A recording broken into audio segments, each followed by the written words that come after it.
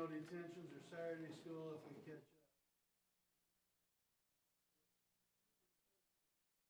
Probably on our way, but one of the things, and I'll just do my part, and if she wants to add a welcome introduction, she certainly can. Testing.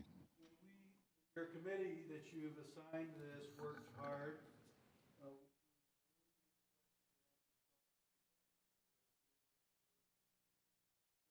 Is it Celt? Kelp.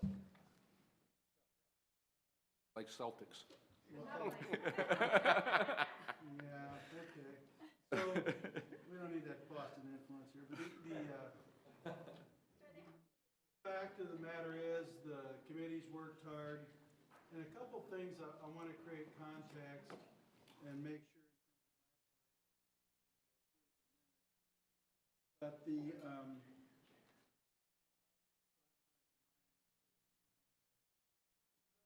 worked hard, we appreciate our consultants. We very much want the plan to be for K-12, possibly even pre-K. Test. We'd like to have a very clear roadmap for schools, teachers, principals. Very much like the goals and objectives and priorities and what we're holding ourselves accountable to.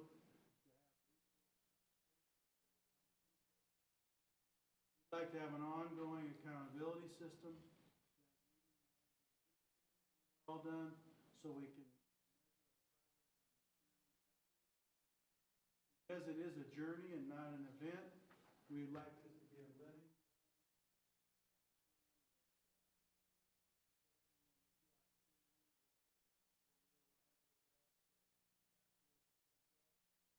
Or maybe throw some things off the wagon on the journey that we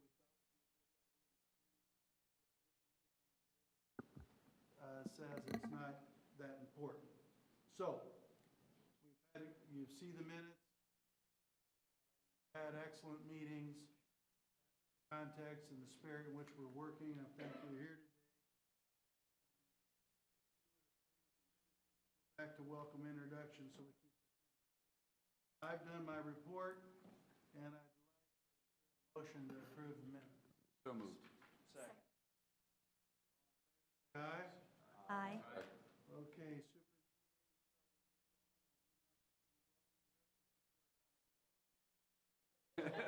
I know. So welcome.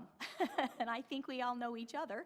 And I appreciate CELTA being the facilitators of our process here for strategic planning.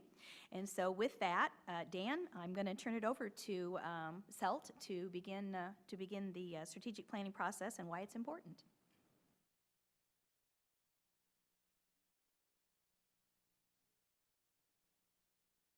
I'm the only one that can see the slides now, so that. But we'll forge ahead in any case. You've got them online, yeah. You've got most of these materials. Also, there's packets that we put on those tables that have the slides printed out on them, so it shouldn't be absolutely necessary. But in any case, thank you very much for having us here. It's a pleasure for CELT to be involved in this process in Indiana, and we've enjoyed very much the work that we've done so far. Is that too dark?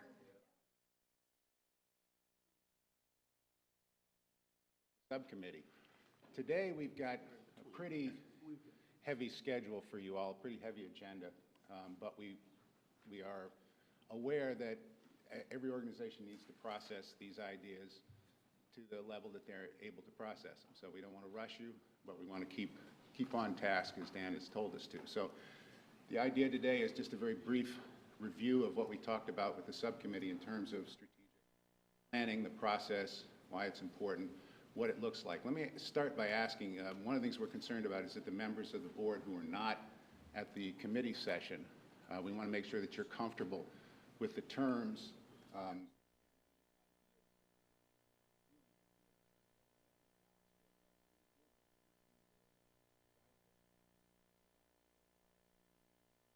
Basically, I'm going to just invite anyone who has questions. I'm going to move quickly through this under the assumption that as a question needs clarification. At any time, please stop us. This is your session, and we're just here to facilitate. Our idea is to give you this brief. A lot of work done. This morning, we're going to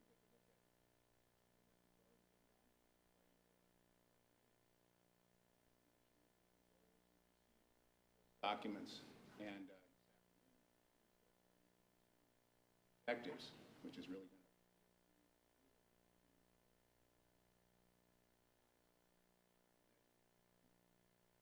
no one can hear me. I'm sorry.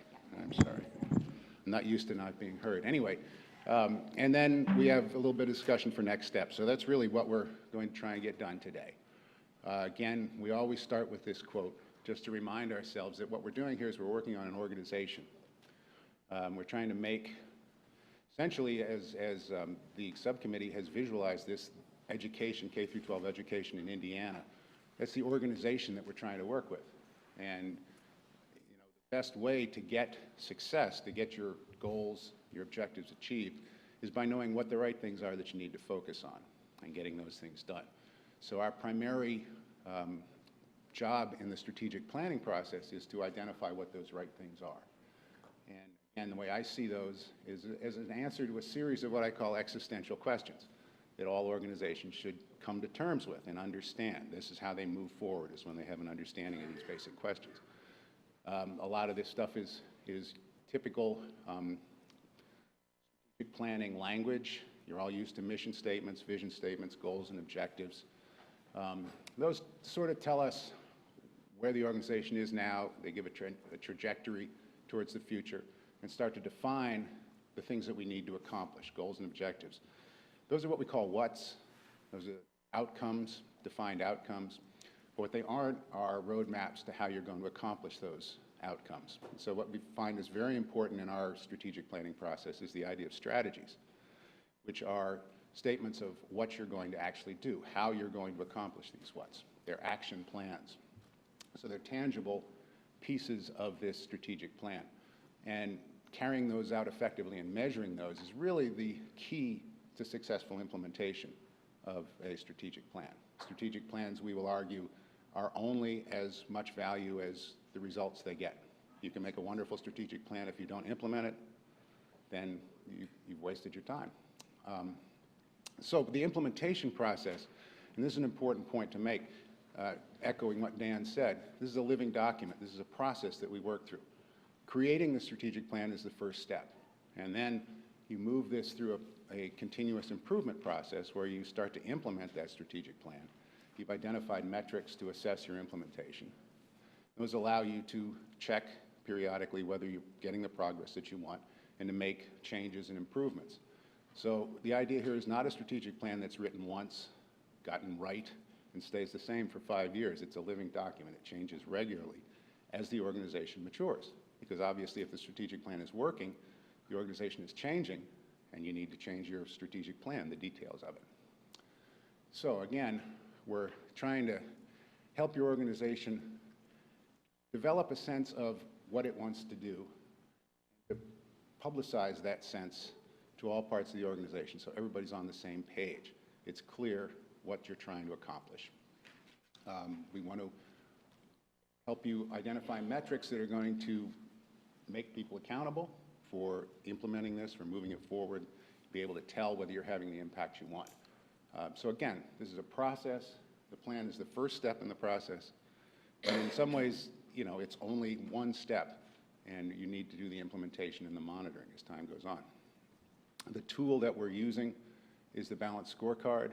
I won't go into the history of that, other than to say it was essentially a private sector tool originally that has been developed for public education in a number of different places, universities, and districts.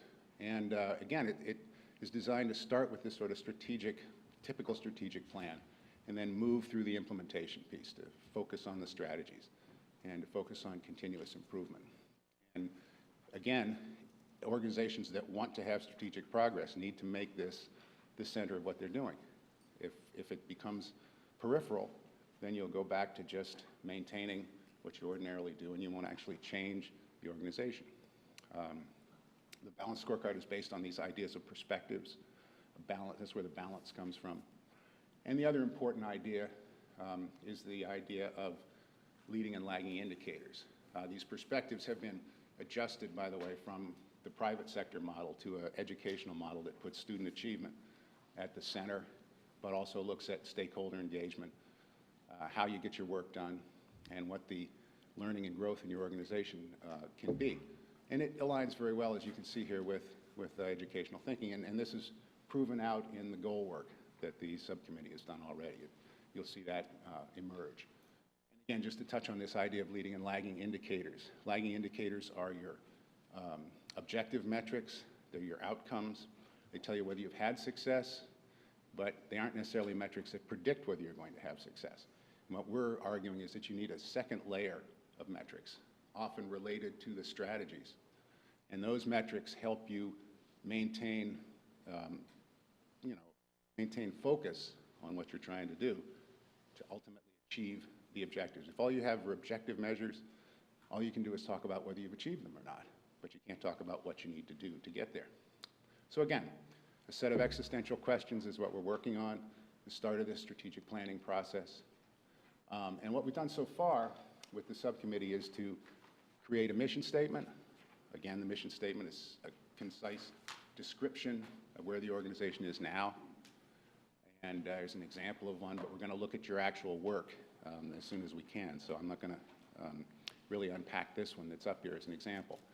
We've also created a vision statement that defines where the organization wants to go.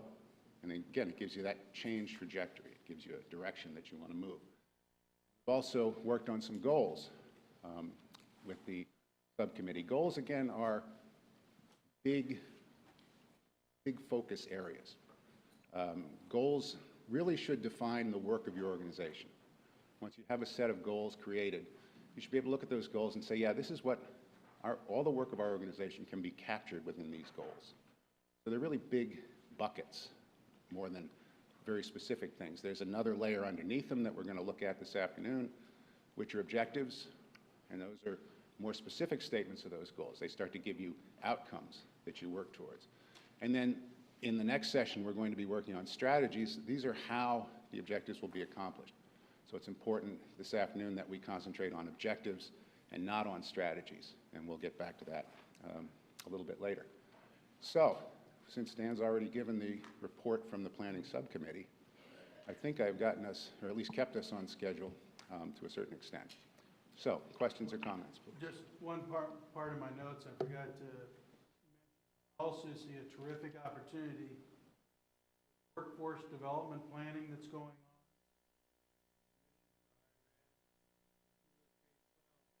Create a synthesis, so we've often talked, it's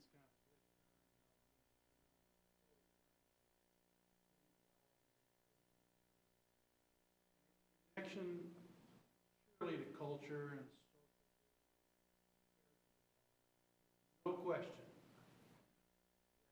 Look at these various plans and economic development, job creation, and high level, especially in this century, global economy, knowledge and skill of our workforce is going to be the key. You can't work around it. There's a lot of other factors, but you can't work around it. I see an opportunity for our state as we develop this.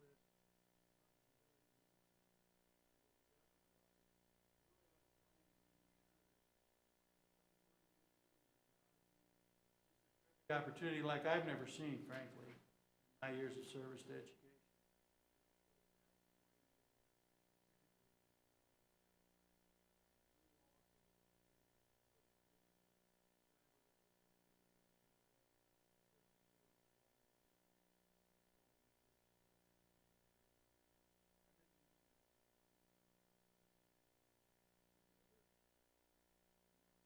All right. I did forget to introduce myself to those of you who I haven't met. I apologize for that. My name is Chris Craig.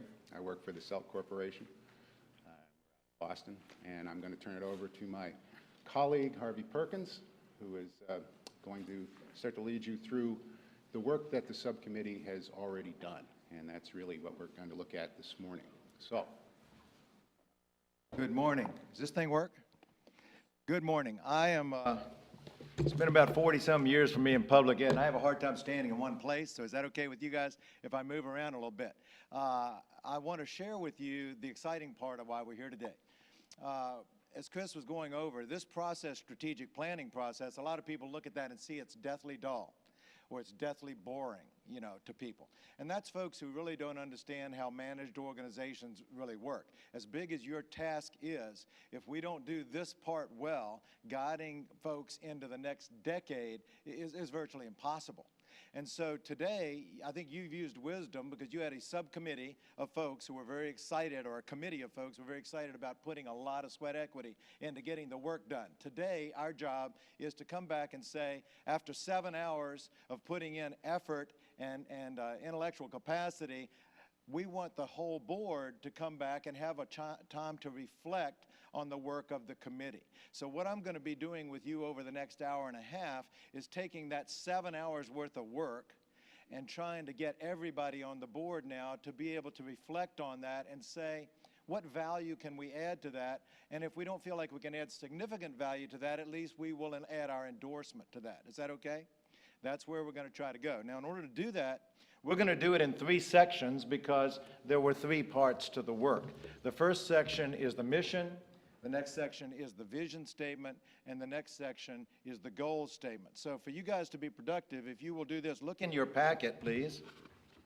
And on the left-hand, I believe it's on the left-hand side of your packet, you will see something called the mission statement review. So if you could, I'll give you a minute to find that mission statement review activity.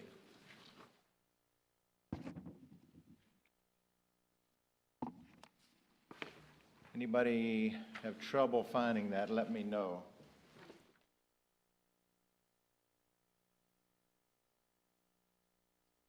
Is it on the left-hand side? Was that correct? Okay. Mission statement review activity.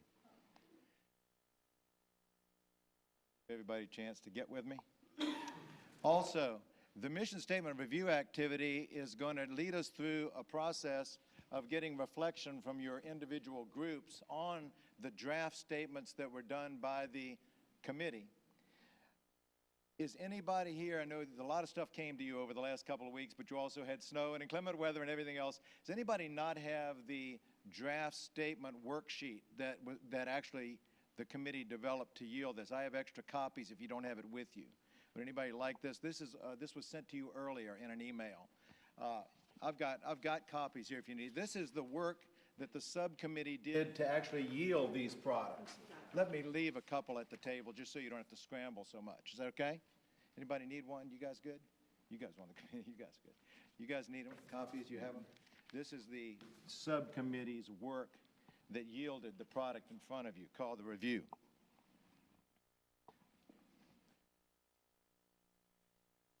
David and I had an interesting conversation, didn't we, David? Yes. Would you like to raise that question again at this point, or would you? Okay. David and I I want to stay on time. Oh, go ahead. You can summarize it. Well, summarize this. A lot of folks get to this issue where we have up here, and they say mission statement. Why are we putting a lot of sweat equity in this thing called mission statement? Because they say, well, I look at mission statements for school organizations all the time, and after you sift through them, they all sound the same. Would that shock anybody? Because mission, by definition, says, what is our essential purpose? What is our DNA? Why are we here? Well, by definition, when you're looking at mission, you would hope that if you look at state board to state board to state board to state board across the United States, the mission is very similar. And so somebody says, well, when does this begin to take on Indiana? When is this ours? And what we're trying to say is, if you looked at what Chris was sharing with you, you go from mission to vision to goals, then objectives. What within those buckets are we really going to measure over the next 5 to 7 years? Then you go to strategies. Then you go to metrics. The further you go down and the more granular you get, the more it becomes Indiana. Does that make sense? So at this point, the 30,000-foot view, what we're trying to capture here is, have we all thought about truly what it is that captures the essence of what our mission is, what we do? Max Lucado tells a great story about going to the airport on a business trip, being very busy, and what he ended up doing was he grabbed a black suitcase. Anybody ever do that? Off the bin. He grabbed a black suitcase, which he was a travel pro. It was his bag, he knew. He got to the hotel, he opened up that bag, and it was full of women's lingerie and dresses, which is a real problem for a guy in a hotel on a business trip. But what he realized was this, in essence, is what corporations do all the time, is they try to unpack somebody else's suitcase. The thing about a mission statement is it tries to define, say to us, we have taken a time to reflect on what is the framework around which we ought to be working. What is the work we ought to be doing? So, because if we don't do that well, people in the big corporate America will bring things to your table for you to do that aren't in your wheelhouse and want you to do that, and you get distracted. So companies and corporations that do a good job define their mission well and try to do that mission well, but they don't try to do and unpack somebody else's suitcase. So what we're going to ask you to do is look at this. What we've done is we've taken all the information that was given to us by the subcommittee, and we have come up with two different wordings of what that subcommittee said would define our work. If you look at what we're going to ask you to do over about the next 15 to 20 minutes as in your subgroup teams here, if you would look at these two statements and you would decide first which of these two statements for you really resonates best. It's not that one's right and one's wrong. Which of the ones resonate best in terms of defining your mission? Then on the back page, if you notice, of this sheet, it says, what concepts resonate most strongly with you relative to the mission? It could be that you really like number one better than number two, but you like something in number two that you wish you were in number one, you know? Or you really want to say, I don't care which one we go with, but don't leave this one out. This resonates strongly with me. I want it in there. And then the second one on the bottom, if you believe that something is missing, some fundamental phrase or word that defines who you are is missing from the statement that you like, we want you to add that on number 3 and say, I really like number 2, but I need you to add this concept. We are not going to spend your time today wordsmithing. We have not found that to be very productive in a large group of people, or we could be here 2 hours wordsmithing. What we do want is your thinking, however. So if you could look at this, choose your options, and then give us your thoughts in terms of what really resonates strongly and what you would like to see added, if anything. We will collect these from the subgroups. We're actually going to give you a chance to report out, by the way, in about 15 or 20 minutes on your thought so you can hear each other's thinking. Then we're going to collect these from you. So we need somebody to be the scribe at your table to capture the thoughts of your table. Chris and I are going to take these back and work them into a final product for your review. Is that an okay process? All right, go to work. Any questions before we tackle this? These are the 2 mission statements that came out of the subcommittees. You have about 15 to 20 minutes, and we'll do process monitoring to make sure you're using your time wisely. Take 15 to 20 minutes, try to complete these 3 questions, and then we'll process. Is that okay? Go for it, guys. Go for it. Just one from your subcommittee. So if you could put your thoughts together, it would help.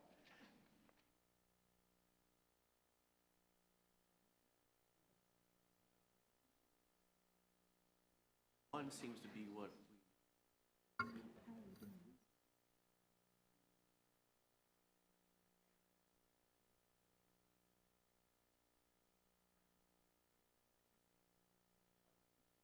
Otherwise, I think it gets, people would just.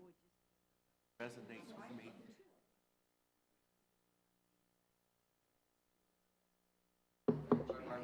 Organic talent that kids have. I mean, that's nice. It sounds good. Practically speaking, I don't know if you can run a school having predefined. That's your favorite pen? Talent tracks that we want to assess more so find what may be in.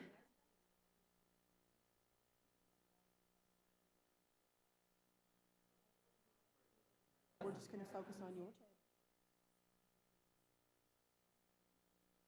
They can't hear you speak.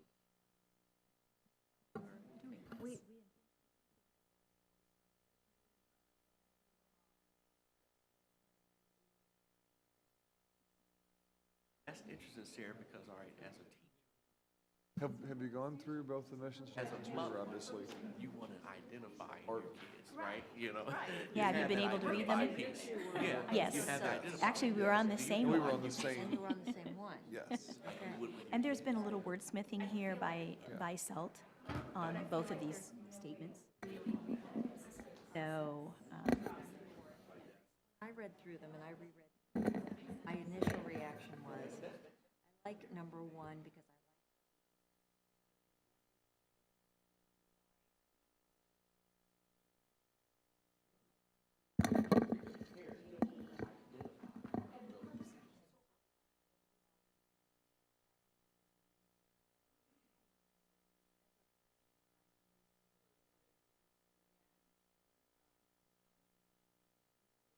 I like. I like that phrase, the relentless commitment.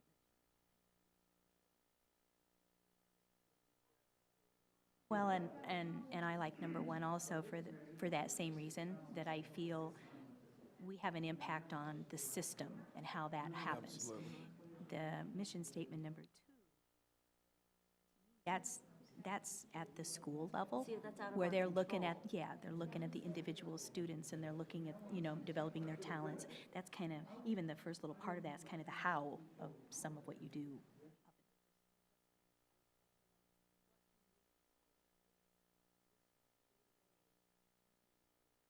Our control.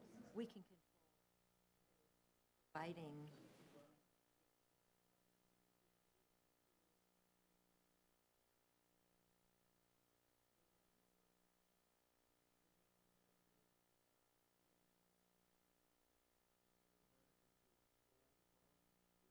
Hybrid of the two, or do we?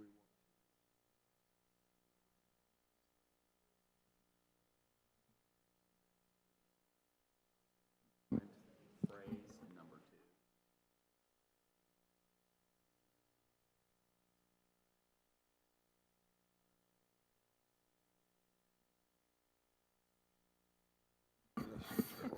So let me move down. My Okay. other comment would just be that I'd like to see some kind of measurement with other states or globally, so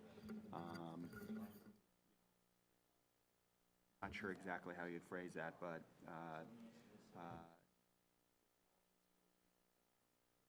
pathway and competitive in a global marketplace or something along those lines. Concepts come up in the vision statement. Vision is a little different.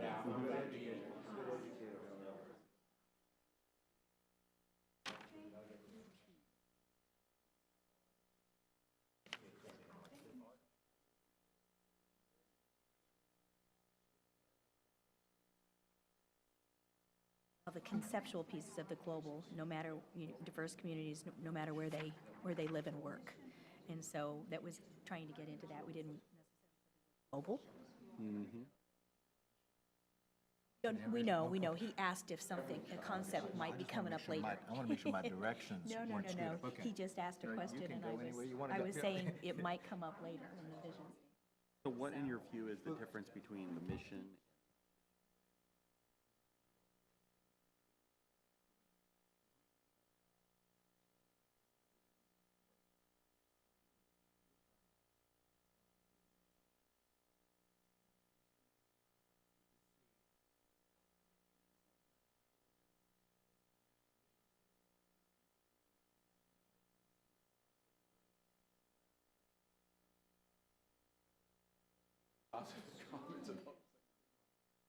That defines.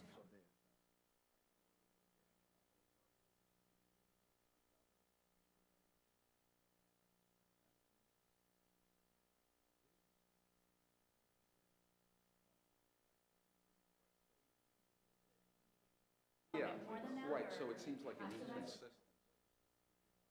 7 years from now.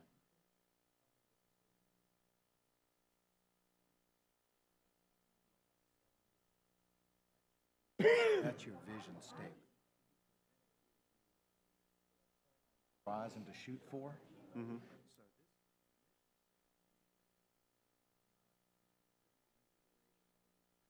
phase. The vision statement is what we call aspirational. It should challenge us to move to a place. A lot more figurative language sometimes, a lot more challenging language in a vision statement. Mission statement, which is pretty matter of fact. I hate to say that. Purpose. Does that make sense? Mm-hmm. What I see is the difference.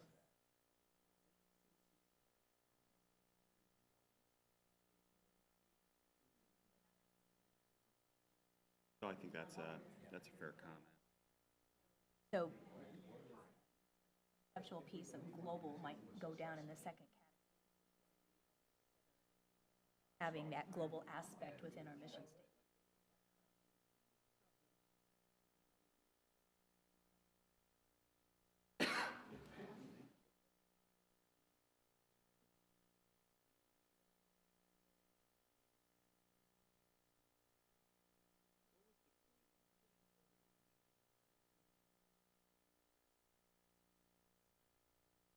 I think we wanted to see our graduates as knowing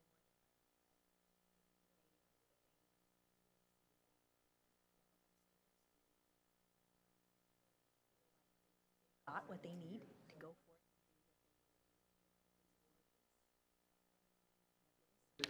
Okay.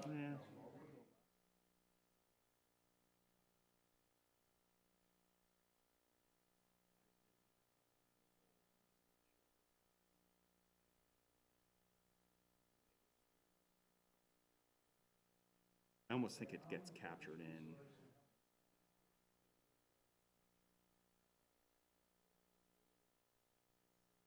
incorporated into that phrase. That's what the Minded literature says. individuals. Right, because that was the old paradigm.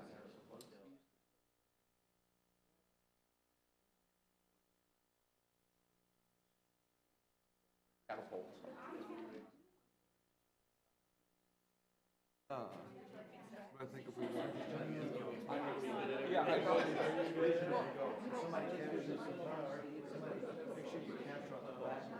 Understand.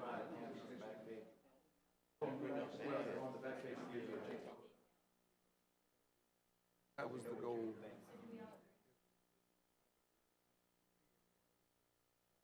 Our students know that they are. That's where the word confidence comes in for me.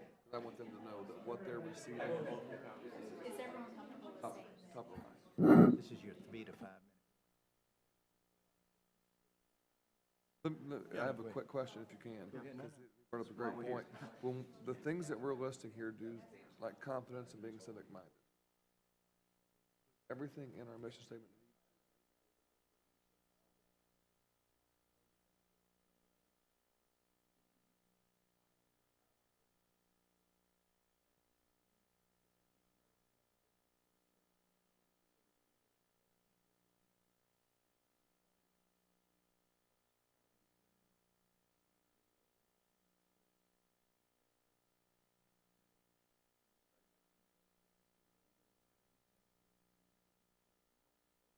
You don't have to measure confidence.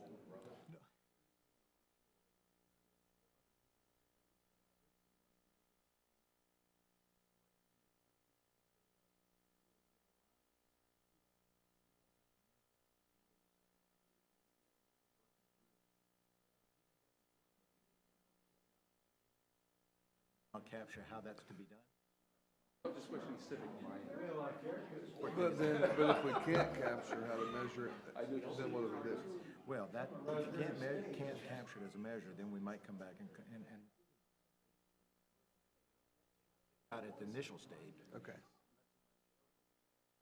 Productive struggle sometimes is the way. Absolutely. You know, so if you think it's Well, for instance, you know, perhaps graduates have an exit survey. You actually do ask questions regarding their confidence level and going forth with their post-secondary. That's exactly what I was going to say. There's a lot of measures that we have that measure. Out of word, I'll let the word sense.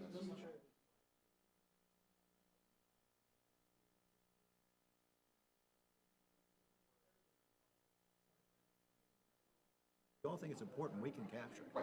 I'm pretty much sure. See, I think that's an important point. Politics is good.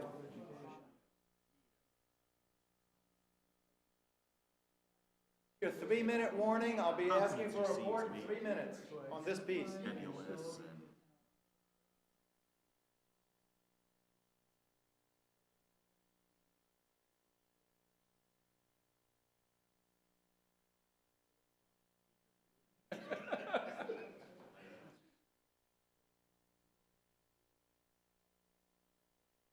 important phrase is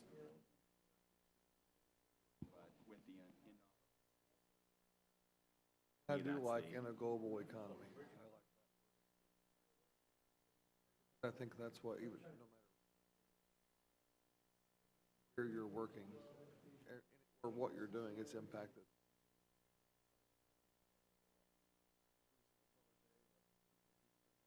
You know, their tags, like, okay, trace this back to where it started, and I think there were 40 objects in our room.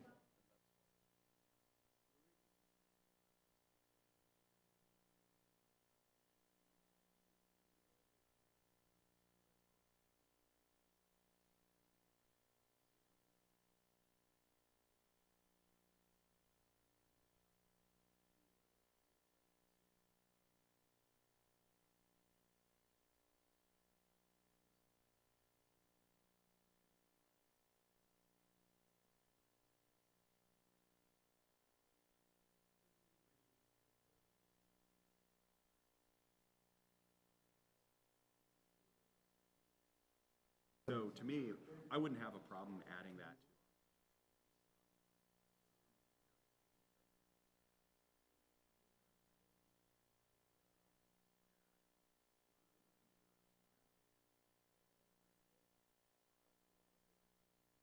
Additive. And I like that, and I like the link to economic development. Ways you want, but if you don't have an educated workforce, you deal with it. Companies aren't going to come here and work if they're not confident that the people that are going to be working in their factories or whatever they're going to build can do the jobs. And I will tell you that same dialogue happened to actually get the word confident. That we felt that if kids themselves said, yes, I'm confident, I can go do. That sets us apart from what other kids perhaps in other states actually.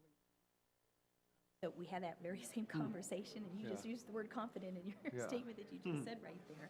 So we had that little dialogue, you know, about the, I don't know, the level, I guess, of how the students. I think if you would survey our students now, a lot of students would say, yeah, I got this and this and this, but Here, there's one under here. I don't know. Yeah, I'm not sure where I'm Oh, going. I'm not I don't plugged know in, where I'm yeah, going. I but don't there's know one down you know, I don't know if I'm heading to college or, you know, I don't know how I'll do, Or if you I'm know. going to college, I don't know if I'm ready. Correct. Added that up the level, you know, of instructors. I don't mind that. I don't mind that concept. Okay, ladies and gentlemen, Well, But subgroup members, talk about the to global keep piece you on over. task and to let us accomplish our goal today, we have to call an end to this type of discussion. We will welcome, by the way, we being CELT, we will welcome any email, you know, follow-up you want after this if you have other thoughts. This doesn't conclude your thinking, but we need to capture this and move forward. This is what we're going to do. I'll call this group number 1 on my far left, group number 2 here, group number 3 over here. We're going to rotate who goes first because we don't, you know how that is. You don't want to always be the last person. Everybody stole your good ideas. We'll rotate that through the 3 activities, but we'll start the first one with group number 1. What we'd like you to do is tell us from your group which one of those 2 root wordings would you like us to work with as we start to wordsmith? That's the first. Which did you like best, number 1 or 2? Next, if we start to wordsmith that and add additional ideas, what resonated strongly with you? That's question 2. And what would you like to see added as a concept, number 3? And then we'll come back to you, okay? Group number 1. Could you speak? No. You want me to? You want me to do that? In the mic. I'll go here. Our group gravitated towards option number 2, mission statement number 2. And with regard to concepts that resonated most strongly, we had some on the positive side and some that we were leaning towards adjustments. And on the positive sides, the things that resonated with us most was this idea of them being creating confident, civic-minded individuals. We did feel like we liked the beginning, but we wanted to change it in that rather than emphasizing education system, we wanted to tweak that to the focus being on education in Indiana rather than education system. But we also liked the individuality that was reflected in the phrasing of the chosen life pathway. We thought that was critically important. On the kind of the Delta side of things, there is a concern about the emphasis on identifying and developing talent. We had quite a conversation about, is that really what education is about? I'm sure that's a byproduct of what happens, but the focus really is on this idea of imparting knowledge as reflected as facts, information, and skills. And that we've got to get back to emphasizing how do we impart knowledge to students so that they are able to be civic-minded, to be able to find their chosen pathway. Okay. Does anyone from the other two groups want to ask a clarifying question from group number 1's comments? At this point, I want to give you a chance to dialogue, not just separate. Ask them what they said about talent again. Okay. I didn't quite. Talent development, could you explain that feeling tone on that one? Sure. On mission statement 2, coming out of that statement about the mission of Education Indiana, that's how we propose to open that phrase up. It goes immediately to that we immediately go to identifying and developing talent. What we see as the primary focus first is to impart knowledge, and we had a discussion about that. We're not saying that the other doesn't happen, but we think the emphasis should be on that what happens in education is we impart knowledge in terms of facts, information, skills, things that they're going to need to be able to be civic-minded, to be able to find their chosen life pathway. So we just talked, we didn't see that accentuated at all or even discussed in the second option, and we're just advocating that there needs to be some inclusion of that. Okay, so it's not so much excluding that comment as adding another comment that gets more at some of the cognitive skill development. Is that right? I think so. We might have one of us that may want to exclude it. Others would be okay with it staying, but we would agree that we think a balance could be struck there, that probably both things happen, but the primary emphasis is on this transference of knowledge to students Okay. and what they need to be successful. Okay, thank you, group number 1. I will collect your sheet in just a second. Group number 2, if you could report out. There's our fearless leader.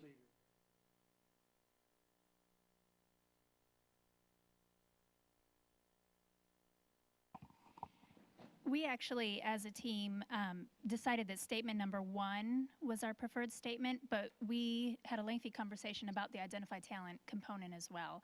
And our main conversation, and feel free to jump in, was that we agree that the school's focus needs to be on providing a foundation of education, but that educators have a responsibility to help students identify their strengths and develop those as well in order to be truly successful. So we kind of looked at a hybrid of the two, additionally adding in the elements of character education. So what Mr. Elsner came up with was that the mission of pre-K-12 education in Indiana is to demonstrate in every school on every day a relentless commitment to identifying and developing the talents of every student that results in graduates who are confident, civic-minded individuals with the knowledge, skills, and character to be successful in their chosen life pathway. Okay, so you like some concepts in A and B, preferred A as a draft more, and added an extra element. Yes. Anybody have any comment to that, question to that? Okay, thank you. Group number 3.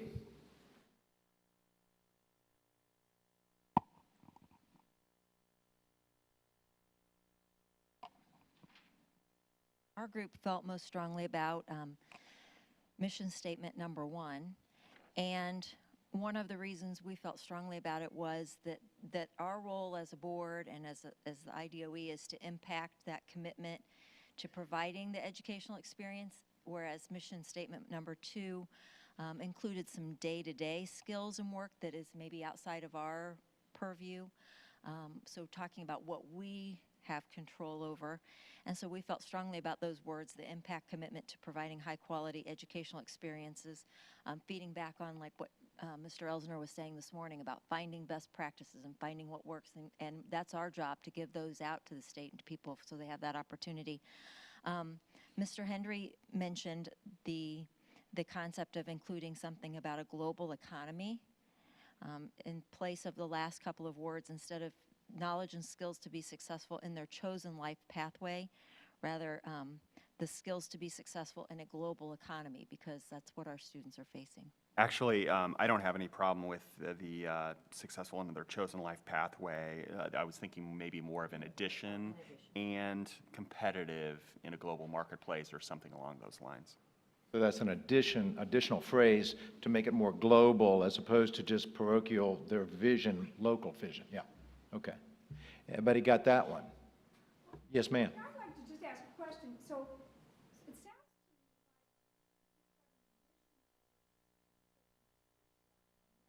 like mission statement number 1 refers to the mission of education.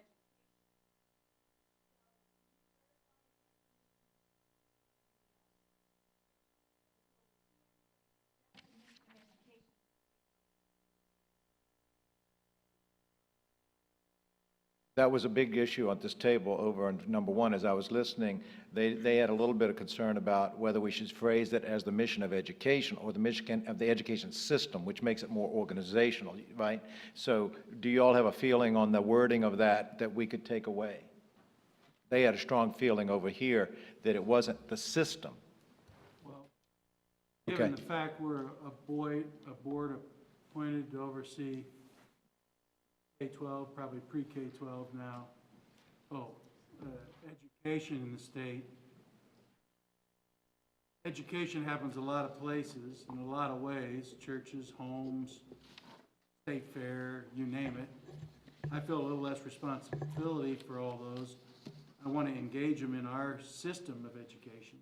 I want them to be good partners, supporters, investors, but I don't want to take responsibility for that curriculum and how many days they should meet and which ways and how they analyze their data. Like a little larger charge. The governor asked me to do this. He didn't say take care of every aspect of their education. The governor was wanting us to make sure that'd be my thinking. Not that the others are important. It's just You're talking about a span of control issue, damn right. What you can control. I think, sorry, Dan, I think that's where we were too, is our discussion was what can we control? What can we have an impact on, and where does our job fall as opposed to even in the school systems themselves? We didn't want to get too micromanaged, we didn't want to get too specific. We wanted to give broad views on things and then allow those people that do what they do and do it very well in our schools to then choose how they want to do it. Okay, David. When we talk about systems, we're talking about systems of learning, and it goes beyond pre-K-12, hopefully. And so if we're talking systems dynamics, we're talking about, I believe, lifelong learning. And although our purview is limited to pre-K-12, if we're making a mission statement about learning or about education, I think it should be broader than that. Too often in education, we operate in silos, and there's little alignment and discussion with higher education, homeschoolers, private education. And I think I would recommend we look at learning and education in the state in the broadest sense. As we get down to the next levels, the objective levels, obviously our purview doesn't get into higher education or some other areas, and we can back off from that. But if we're doing an education strategic plan for this state, I think we have to at least acknowledge and recognize that learning just doesn't happen at pre-K-12 through schools. Okay. Yes, ma'am. But it's two very different things, whether we're defining the purpose of education or the purpose of the educational bureaucracy that oversees education. So I think clarity on that point is really important. And what I'm here, go ahead, yes, Troy. Yeah, I think our mission statement should be limited to the scope of our authority as a board, State Board of Education. Yeah, I think that's what I'm hearing the discussion about, and I don't think there's disagreement about the fact that, A, education is a bigger construct than you can control and should control, because it's very multifaceted, multi-age, multi-technology. But I think what I'm hearing is, if you write this, the question is, how much of that apple do you bite off and control and manage through your strategic plan as it goes forward. And that's what I'm hearing, is not a disagreement, but an idea of refining it to where we can actually define something we can manage and grapple with. Yes? And I'll only offer a few discernments or finer points. Not a plan for the bureaucracy, which has a lot of meaning. For the system, while I don't think we're going to get down in the weeds in teaching the first grade classroom and teach how to read, we will understand as a system it's a very important skill. We'll set out some goals and strategies to get there. The other, it's not for the bureaucracy, but it is for the educational system. And then I would also, I'm intrigued with the idea, and the governor's put it out there for us, this is complete.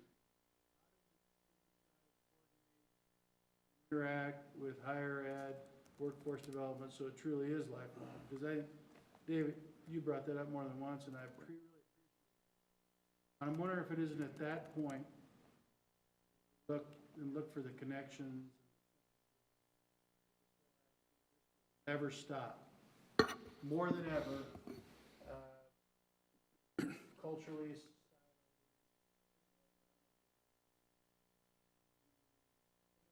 lifelong learning.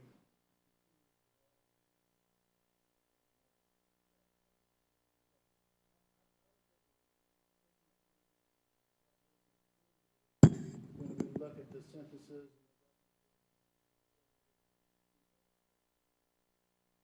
I think we need to define the system that we're operating under. We have two views here. One is a broader view of lifelong learning. The other is the system is pre-K-12 education that we're responsible for. So that's an early decision that we need to make as a board. I'm comfortable either way, but we have to make that distinction.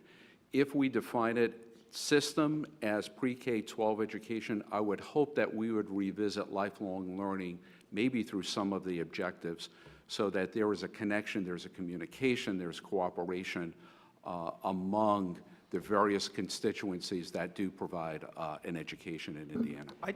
Go ahead and comment here. Go ahead. You had your hand up. I don't know who was next. Reiterate a point he made. Oh, go ahead. Well, I just, I'm the non-educator here, and I just recoil at the word system, and I would like not to see that in the mission statement. I mean, I think, I like the broader concept myself, but system seems very constraining and constrictive and bureaucratic, and to include that kind of word in a mission statement to me is uninspiring. Okay. Yes, ma'am. I don't know who was next. Go ahead. I'll add to that, actually putting in the pre-K-12 infers that that's our charge, so to speak. But in the first one, the reason I like how it's worded and not have the word system in there is because we have the word demonstrate. I mean, literally, I want to walk into any school in Indiana, and when I walk in, I'm going to know, because of what's happening there, that we have this going on. That Like the powerful word demonstrate, yeah. The demonstrating piece of number one is what I feel is the power of that statement. And the pre-K-12 really just emphasizes the overview of what we work with. And indicates that obviously we're working within a system of pre-K-12, but it doesn't have to say the word system in it. Right. Okay, yes, ma'am. No, that's why we're here. Go ahead. Am I correct? Can you hear me? Can't look at you. No, I'll go ahead. You just speak. I'll be okay. My understanding is that our balanced scorecard.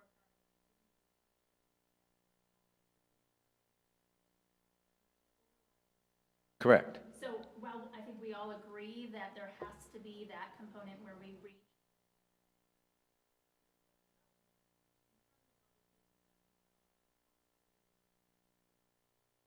Okay. And I think everybody agrees it's just a wording that kind of, some people are uncomfortable with that word system because it smacks of bureaucracy, and others are saying no, but system because it defines constraints. We can't be all things to all people. We can't unpack somebody else's suitcase. If this helps the mental metaphor that works for me, if you think about this when we do this, if you think of a Venn diagram, good old Venn diagram, and you had those three big circles, and one is K-12, and one is workforce readiness, and one is higher ed.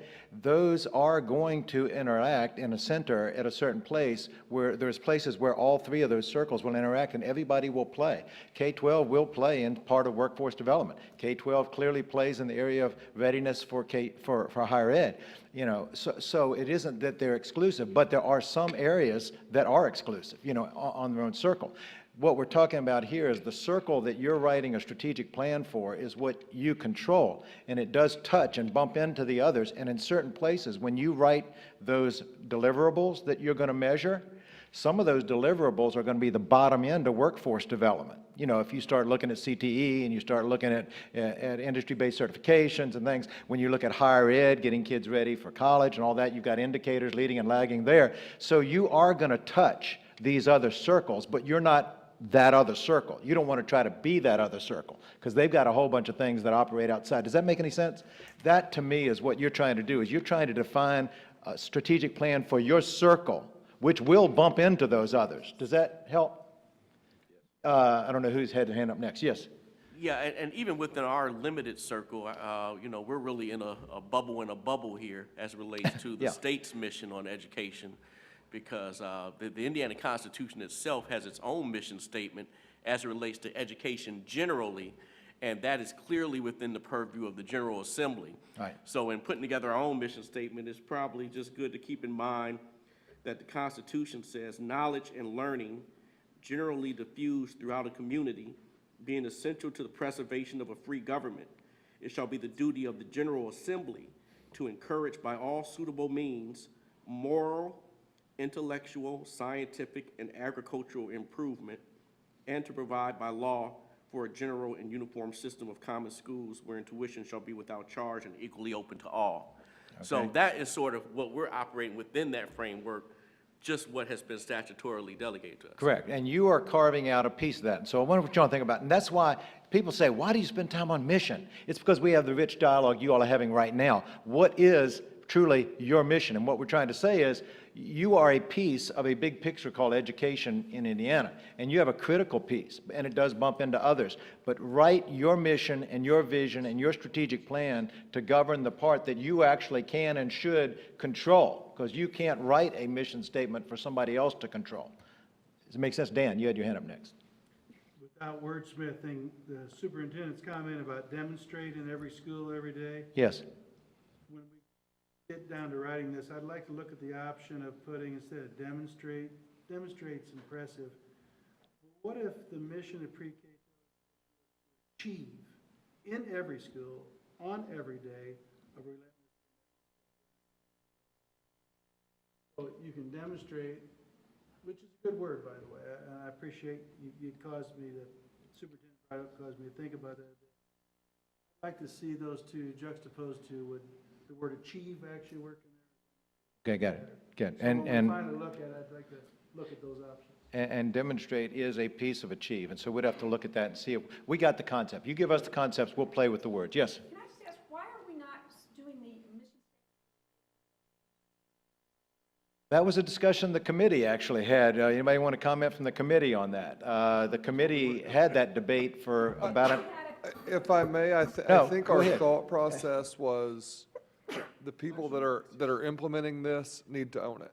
And if we make a mission statement for the 10 or 12 of us, you know, I think the term they use is fidelity. It has to be implemented with fidelity. And for educators and principals to feel ownership in something, I think it needs to be written from their end of the table.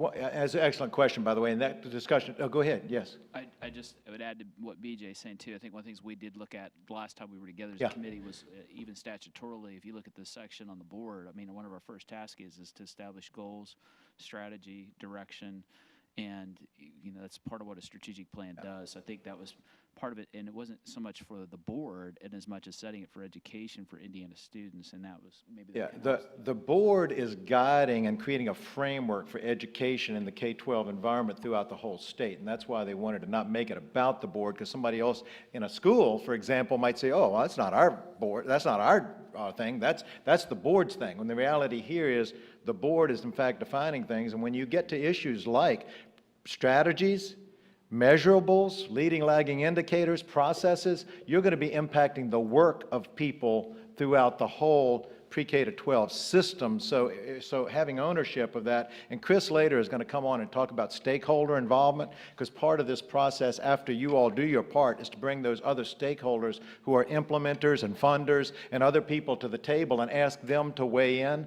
on this. So you have to get the buy-in. What you were talking about is critical. You have to get buy-in, from a lot of people, even though you guys are the architects. Does that make sense? That's kind of why it was worded that way, and that was a discussion that we had.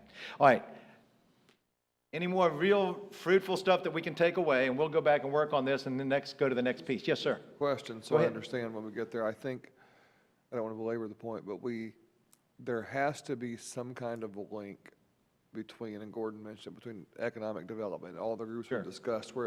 Where does that fall in here, I guess is my All question. right, where it's going to fall is when you get, right after we do the goals and we get to the objectives, okay? We get the goals and objectives where you add more granularity, more specificity to this. You're going to be looking at things like, let's take a global concept like student achievement. Everybody agrees that one of your big areas you have to measure is student achievement. Now, how do you define the things you want to track in student achievement? Is it all directed towards getting kids ready for higher ed? Is some of it ready getting kids for the workplace and like that? And when you start defining the objectives that you want under that area called student achievement, you're going to be touching some of preparedness for higher ed, some for preparedness for career readiness. You're going to be defining those areas that you want to, as a board, collect data on, monitor, create processes for. So that's when you begin to get the connections, because it'll be very obvious if you write something in there about industry-based certifications or something and promoting that concept. I'm just kind of giving an example. It's very obvious that that falls into overlaps with the workforce development, because they would also want you to be promoting that, So that's where that happens. It happens at a level of granularity below this. Okay. That answer okay? Absolutely. Okay, now, do the same thing. We're going to do the same thing, only we're going to go to the vision statement. So pull out the one called vision statement review. That's on your left-hand side as well. It should have been right near the other one. And the only thing I want to mention here is some people say, all right, help me here, vision and mission. How are they different? Well, we just spent a lot of time talking about mission is actually defining your work. A quick and dirty analogy would be this. Now that you've defined your work, if I were to tell everybody here that we could do the movie where we had a time machine and I could wave a wand and 5 seconds from now we'd be having this meeting 7 years down the road, I would want you, within the context of the work you just defined that this group, this strategic plan is going to do, where would Indiana be 7 years down the road if you were going to define it then? Vision is aspirational. Vision says, where are we going to be 7 years from now? So there ought to be a definition there of what is our aspiration within this context of what you just defined as your work. What would we define the system like future-based? And that's your vision. Roland Barthes said, without a destination, there is no favorable wind. So if you can't define where you want to go, then any path will get you there. So it's really helpful to define that. So anyway, take a look. What you're supposed to do is the same thing here. What resonates? What doesn't resonate? What do you want to emphasize? I'll give you 15 minutes on this one.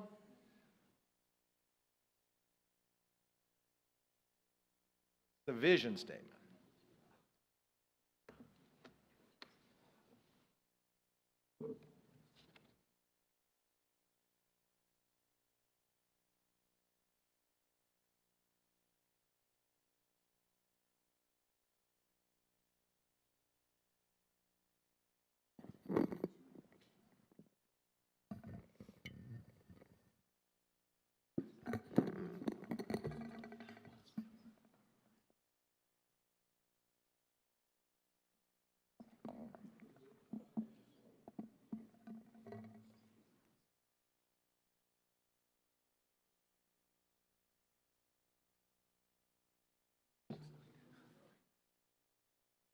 Oh, really? Okay. Did you seem to have some English?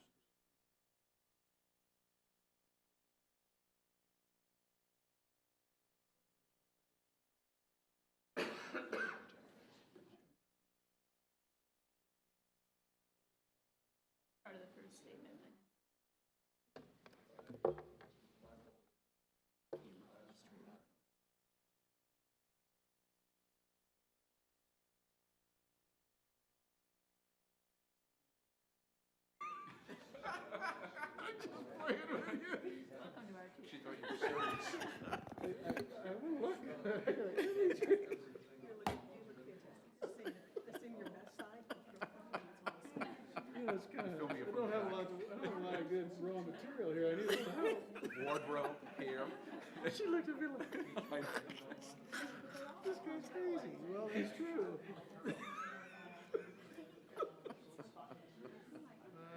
Well, we're talking about vision, you know, when to look at. The problem I have with the second, I'm sorry, go ahead. No. The problem I have with the second one, it does the same thing about the kids that.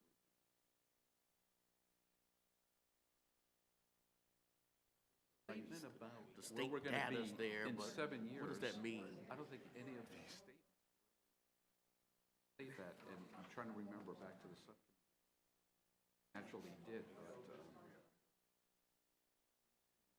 inspiring to use a word that Gordon used.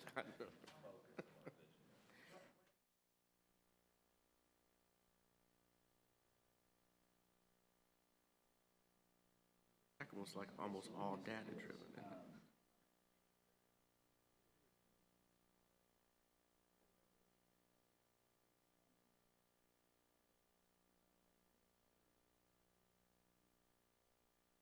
From your expertise, personally as not inspiring, is it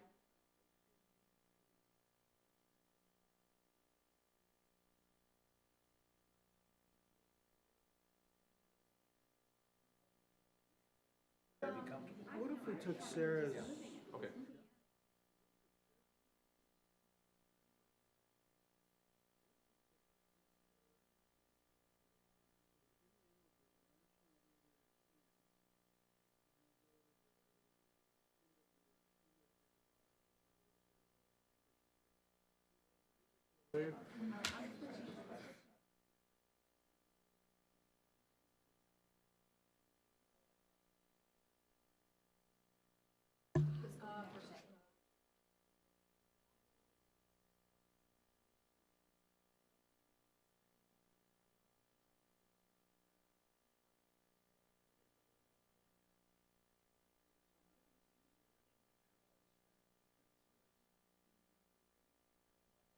International leader, technology,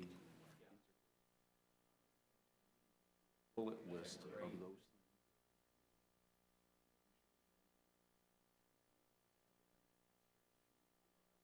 try this.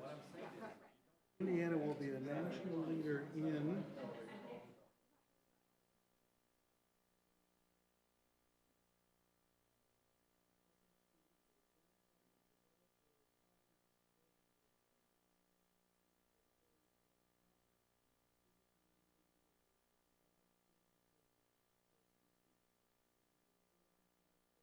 Global economy, that's pretty wordy. But that's our Sorry. mission. And Go ahead.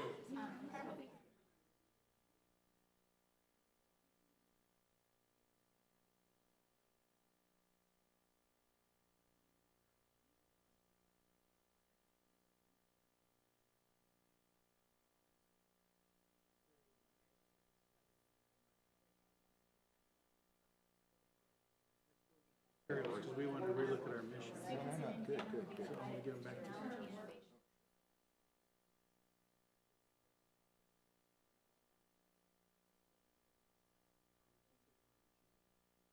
I'm okay with that, but writing it doesn't get. I sort of like that notion of, I like that, right, so, I agree, I totally agree with that. But maybe we should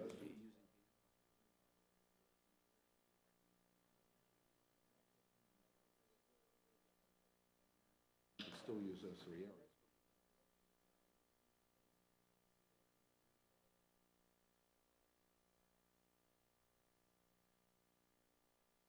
We can't do everything.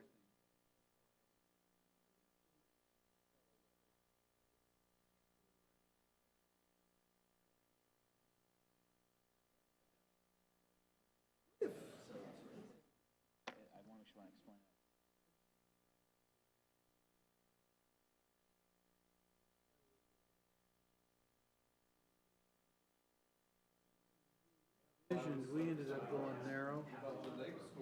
What if we said Indiana will be top 5?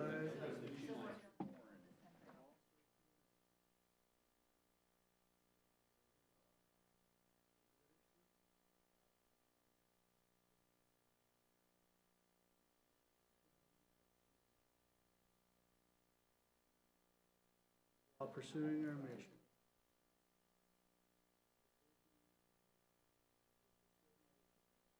And be recognized, top 5 in the nation against international standards.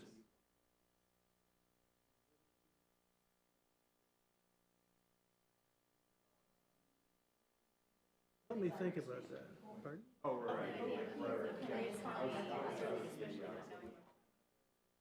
If you mentioned national or international standards. I left out technology and Well, personal STEM is technology. technology in it. Right, but it's more the training. Yes, Science, technology, engineering, and math. That would all be an amalgamation of not only to know technology, but not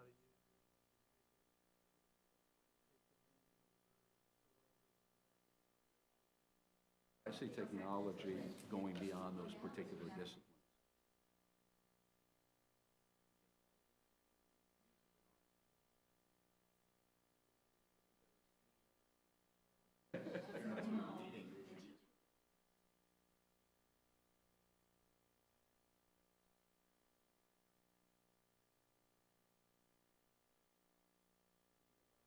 totally It's a tool. integration. Yeah. Okay, if that covers it, then that's fine.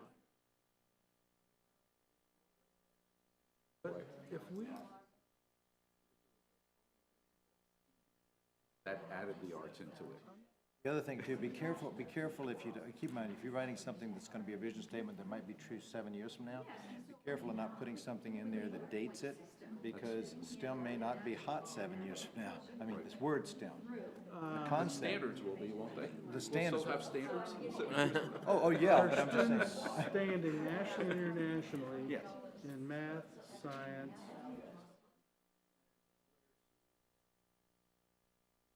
There'll be a lot of other things we do in our mission, and there's playground etiquette, and there's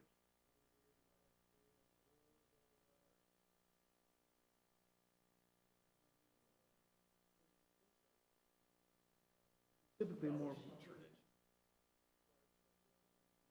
I'm trying to think what would, to help people focus, say, we're gonna really be good at this stuff. If we are good at literacy, and if we are good at teaching math,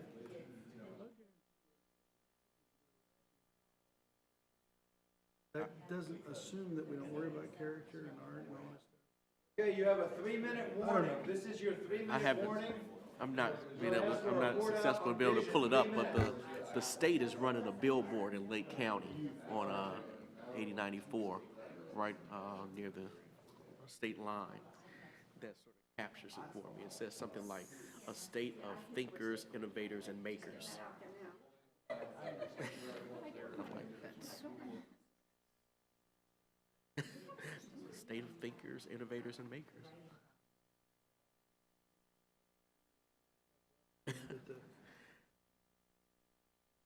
Able to measure it very well.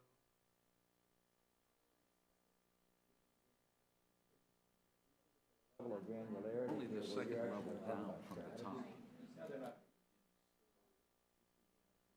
But they're gonna be strategies. Those 2 stages. Right, so the We broader, put out the objective better. about math and an objective about literacy. I think there's disagreement now. You wait till you get to the actual strategies and the leading lagging indicators. Y'all can start beating each other up then.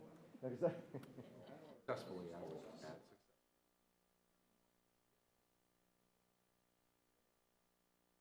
I don't know, I think we're more. Well, throw it out, and then we'll see what other groups have. We'll, one get together. Innovate, create, and make. I'm trying to find it. It's a state of thinkers, innovators, and makers. I have to read that and do something with it. No, this is the vision about where we are. you know, we've arrived at where the whole state, we're a state of thinkers, innovators, and makers. It's where we will be. 7 years, it's where we are. Is creativity in there somehow? No, I mean, the ad is just a state of thinkers, Innovation. innovators, and makers. I sort of like that. I do too. Actually, then we can have a whole host of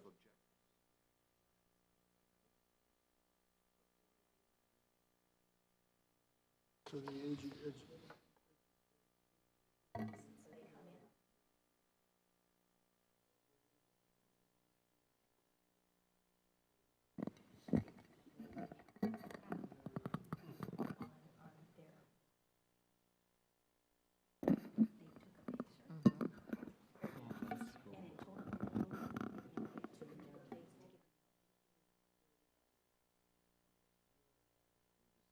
will lead the way to be, It's will internationally lead the way. recognized.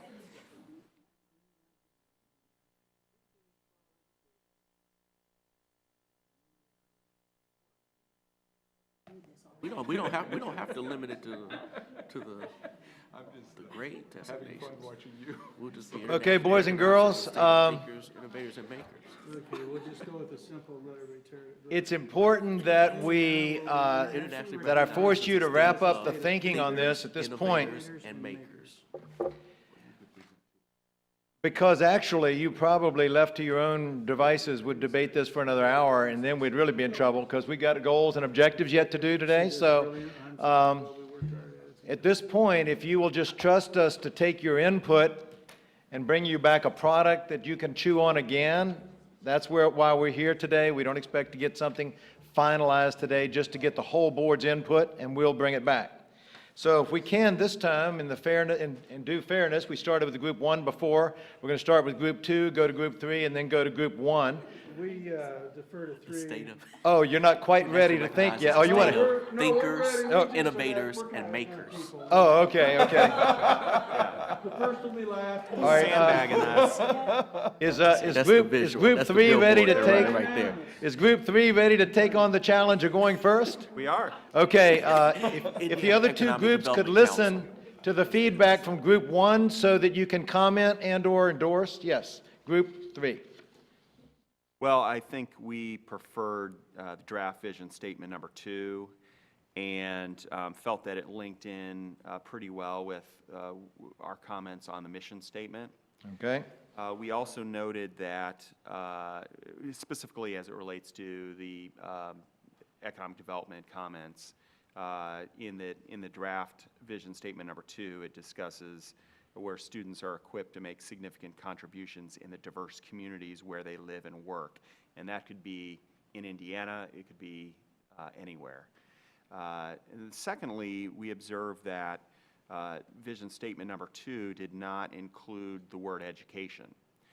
So we felt that should be included in the first phrase, Indiana will be the national educational leader in academic achievement and workforce readiness.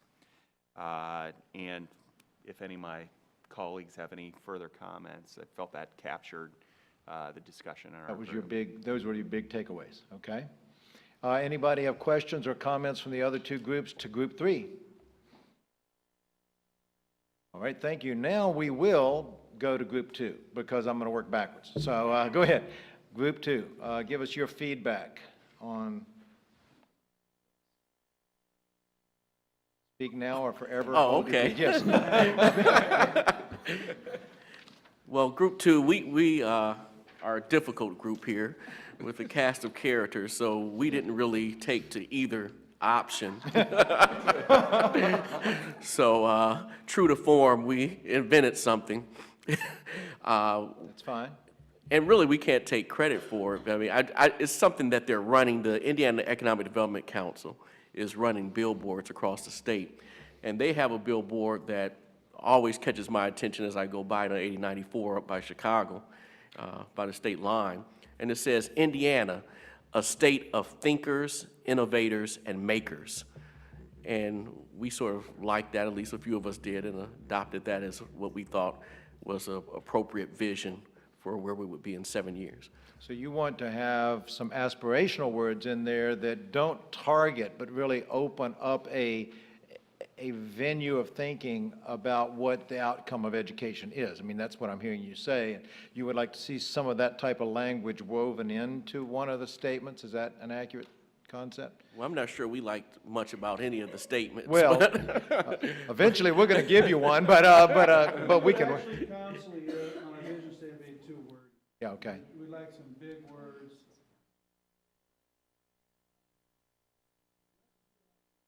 Okay. How's that? No, that's good. So I get your concept. You wanted to have, you wanted to have more of that future focus, more of that aspirational piece. One thing, again, and we could get into more details, but, you know, there's mission statements, there's vision statements, and there's what we call mottos, you know. A motto is typically something that captures mission and vision in an aspirational way and puts it in about one of those slogan-y kind of things, one of those things that you can catch right off the top of your head. And that's not the, that's probably what's on a book. You're reducing us to a marketing committee. That's it. Yeah, well, that's. We are taking offense. Yeah, well, that's why you put up, billboards on the interstate. You put billboards up on the interstate to share that piece. Yeah. This is going south in a hurry with Group 2, I could tell. But I think we capture what you're saying is you would like it to be less maybe technical and wordy and have a little bit more of that aspirational piece, that piece that gets gets the juices flowing. If the billboard was in Illinois, it could be marketing. Oh, okay, It was got in Indiana, so it was aspiration. Got it, okay. Okay, thank you for that. And since you all stole my mission statement comments, I hope you're going to give them back eventually. But, all right, group number 1, give us your comments. Group number 1, we would agree, we leaned towards statement 2 after we twisted Andrea's arm a little bit. Okay. But we also felt what's been echoed, that it's wordy and we do need to chop it down. The one element that was really missing for us that we didn't hear the other group say, that, and I was surprised because it was Dan's word, so I'll give him credit, and it's this issue of prosperity. And being prosperous, it's in 1, but I'd like to see it somehow brought back into 2 as a missing element. But of what was there that we kind of gravitated toward as far as what we strongly felt about it, this concept of being a national leader, we like that term, that relentless commitment to innovation, and you probably can say that in a shorter way, but that concept of innovation tied into to what we're doing. We also felt like, even though it makes it wordy, that statement about the significant contributions to diverse communities, there's probably a better way to say that, but it mirrors well with the concept from the mission statement of being civic-minded. So somehow not losing sight of that, I'm getting too many words. The one thing that we did have quite a discussion around that was of concern to us is in the vision, and we know why it's there, but the emphasis right now is on college and career readiness, and so that language is reflected in the vision statement. But we had quite a conversation about, vision really to set up students on a bifurcated path to say, okay, well, you're on this path to a diploma that leads you to college readiness, and you're on this pathway. And we know that's going to be debated, but we wondered as a body that's setting policy and direction, do we set the vision as we're working a student to a foundation toward those things that opens up those opportunities to them to either college or career, and how you word that or phrase that might be important, so it doesn't look like the Board of Education is saying that for Indiana, we're going to automatically pre-select, you're on this path and you're on this path, but rather we're creating a vision that innovates in a way that creates a system of education where students are in a place where they can choose and they can make a great choice, and they've got the requisite skills and knowledge to do that. So. Okay, so we want nothing in here that suggests we're building a 2-track system, but we're building a system where when kids exit, they have ultimate opportunities. We prepared them for opportunities, a wide array of opportunities. That's the kind of thinking you're talking about. And I mentioned the prosperity. Troy had a really good point too, that you can't really innovate unless you're continuously learning. And so somehow, since the vision is addressing both teachers and students, not losing sight of that, somehow to keep that element around in there. And it's a continuous journey. It doesn't stop. It's ongoing. That's it. Okay, thank you. Now, I need to get the handouts from you guys so I can.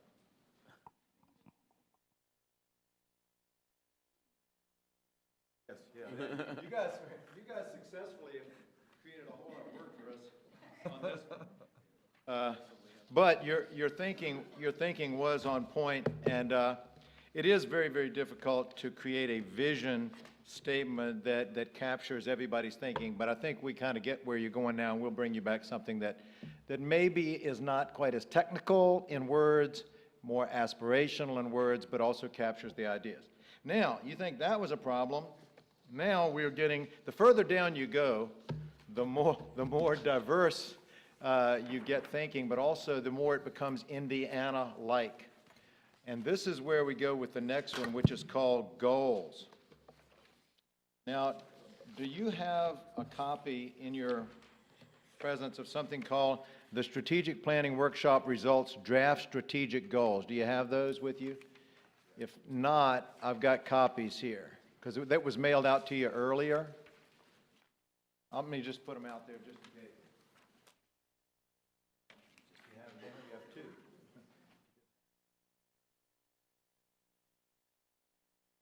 For the original goals that were turned in by the subcommittee. Find them.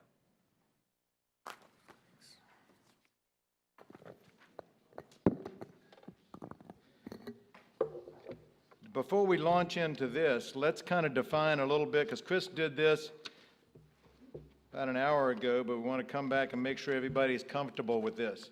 Some people confuse the concept of goals and objectives relative to a strategic plan. You are going to write this afternoon specific strategic objectives, what we call SMART objectives, which is going to have timelines on it. It's going to have percentages. It's going to have targets, measurables. That's not what we're doing right now. When we talk about goals at this point, we're talking about domains under which the objectives will be housed. If you could think about the whole strategic plan, at the very top, you've got the mission, then you've got the vision. The next thing with goals, think of a framework with big domains or big buckets. And there shouldn't be more than 3 to 5 of these big buckets. And under those big buckets, you're going to hang all of the objectives. You're going to hang all of the major work that this organization does. So here you're defining the domains of the work. You're not putting percentages, timelines, and all that. That's the next level this afternoon. Now, what are the domains of the work? If you were to accomplish the mission and vision you've just defined, what would be the big categories you would define your work under? Does that make sense? And that's what you're going to be looking at as goals. Now, your committee, at the end of the last work session, were asked to go back, take the mission and vision statement, and go back and define what they consider to be the big buckets. What are the big buckets we ought to be categorizing our work under? And each of your subcommittee members or committee members turned those in. Our job was to take those, synthesize those, and try to put them into where the common elements fell. And when we did that, we came up with 5 of them. And you will see those listed on your draft sheet that I just gave out. And you'll also see those on the activity sheet that we're getting ready to do. So if you see an activity sheet that's called the Goals Activity Sheet, that's where we're going to proceed. Thank you, Chris. You're helping me here. He's helping me keep the AV over your head straight, but you can't see it, but you got the handout, so we're good. So if you've got 2 documents in front of you, one would be the one I just handed out, which was the draft goals. The second one is the goals review activity.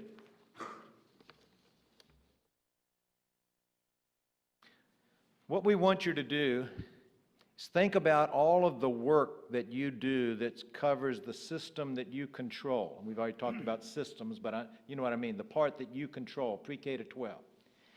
And if you had to come up with 3 to 5 buckets, big buckets that would define that work, what would those buckets be? Now, according to what you turned in to us earlier, we synthesized your thoughts down into 5 of them. But again, we want you to react to, did we capture it correctly, or are there other ways you want this to show up? The 5 we captured on the bottom of the worksheet say this: foster comprehensive, system-oriented solutions that ensure all students, preschool through post-secondary ed, have access to innovative and high-quality educational opportunities. And under that, you would handle all the buckets you would put in there that would define the pre-K to ed opportunities you want to have. On to the next one, develop effective methods to ensure continuous improvement of education in Indiana. So that is where you are going to actually do the monitoring piece and all of that. Number 3, improve the performance of Indiana's students in strategic areas. This is obviously where you would look at lots of the, what student achievement areas are you willing to, do you want to monitor? Do you want to measure? The 4th one is high-quality human resources, providing the best to capture, to lead, and teach our students. And that's about the human capital piece. And then the last one is the stakeholder piece. And how do you increase the involvement and support of all the stakeholders in the process? That's 5 possible buckets. We want you to say, which of these buckets do I really like? I like that bucket, but I'd rename it this. I'd re-articulate it this way. Are there areas of your work that you don't see fall under any of these? And if that's the case, then we maybe need to redefine the buckets because we missed something. And that's where you get a chance at the very end to say, is there a goal area that I would like to recommend that really defines our core work, but you guys didn't capture it? That make sense? At the end of the day, when we come up with the goals, we want these to be maybe 3 to 5 goals that you say all of our work can be captured under these. Because the next step, and that's going to start this afternoon, we're going to divide you into goal teams, just so you know where you're going.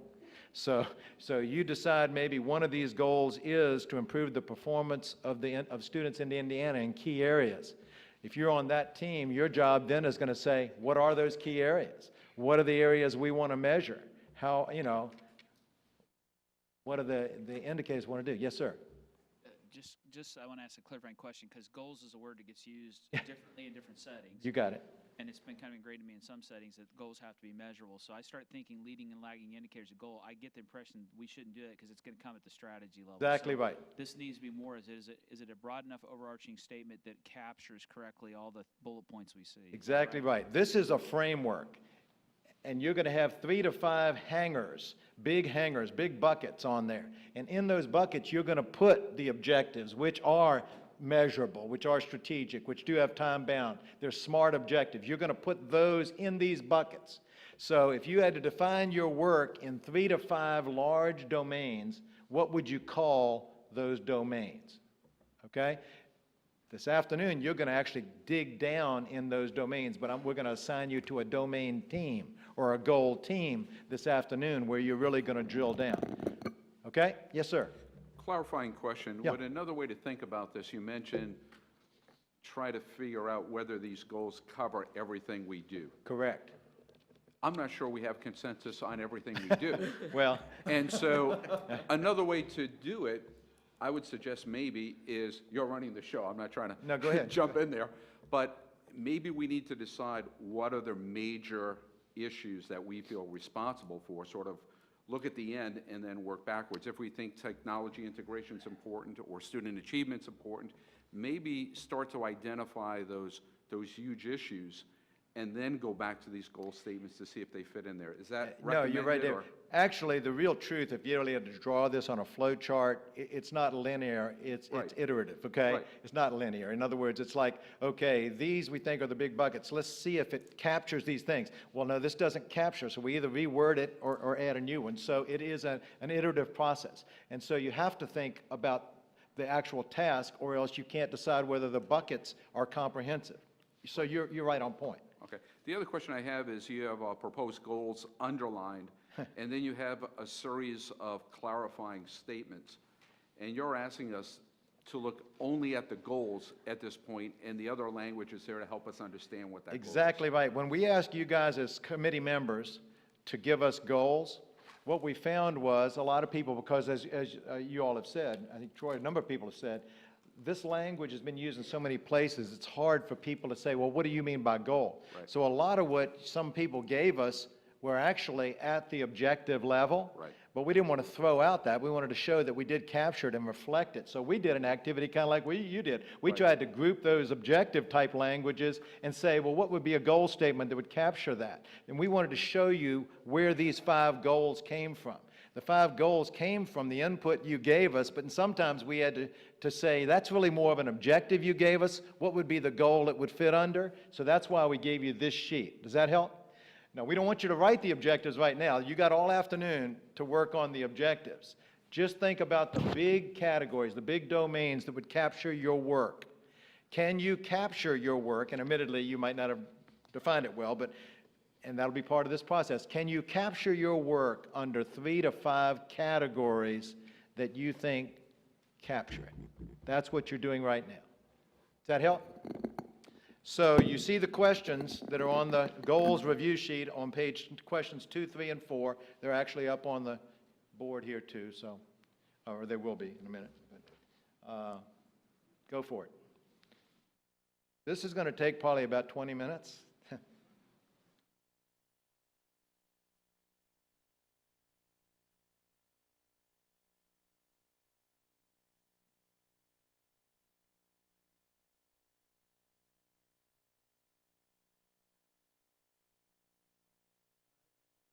I could suggest we only have.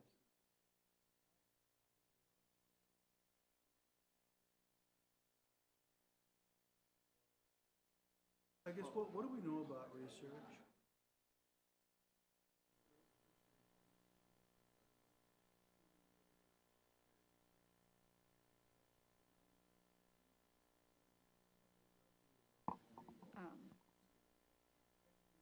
Awfully So hard. you need great human capital. The research- I'm trying to give each goal a 2 to 3. I have no problem with the parent taking their Starting with families and. Does that seem a good way of? The ambient.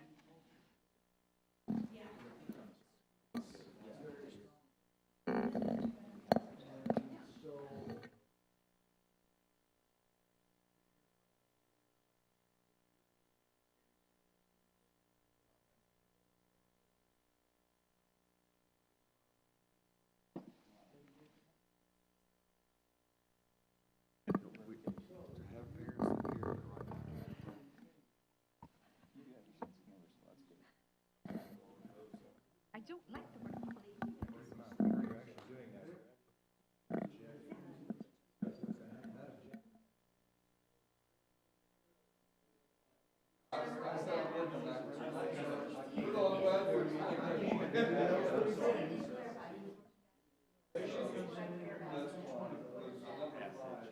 But it would have to encompass standards.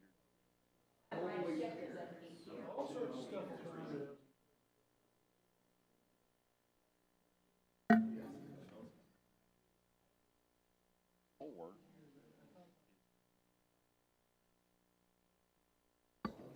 I think it's more than that, though, because aren't It we is. charged?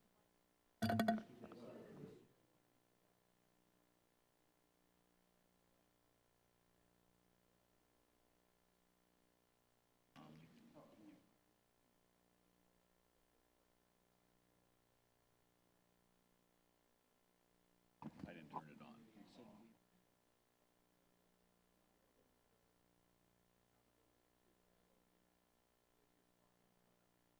5 is where I would. Right, so maybe we need to, others should.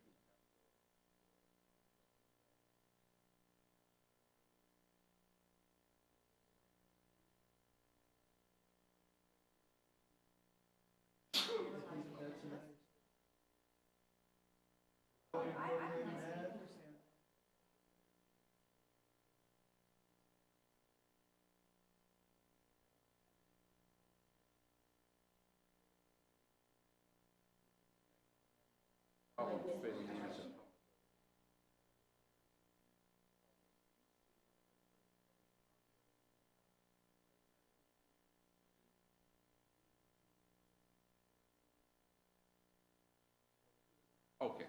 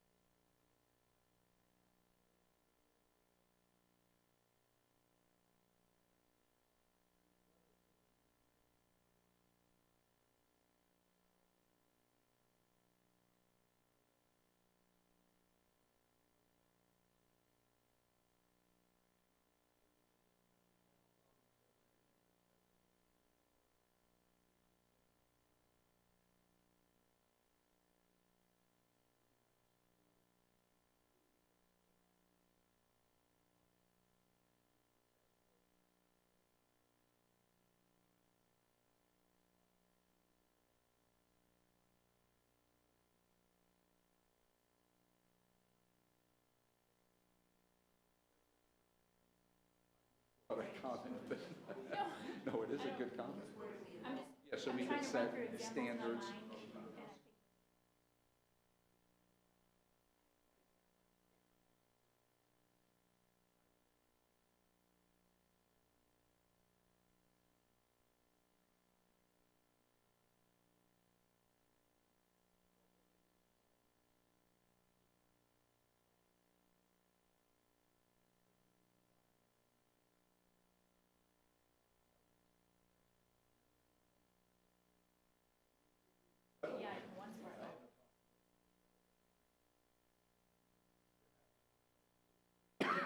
Less is more.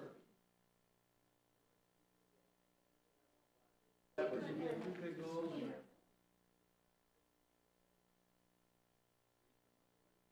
Our goal is too, right? 3 points.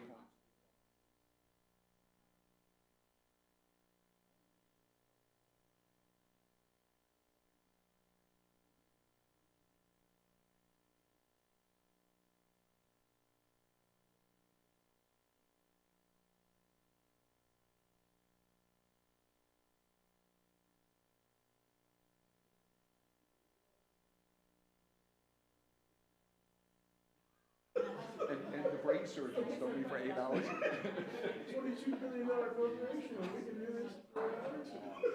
Dinner the night before? Your people call my people, right? I'm sorry.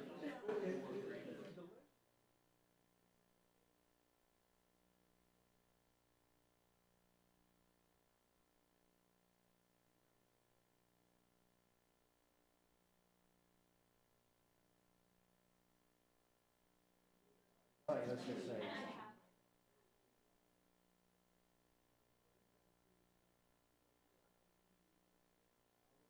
I would not recommend.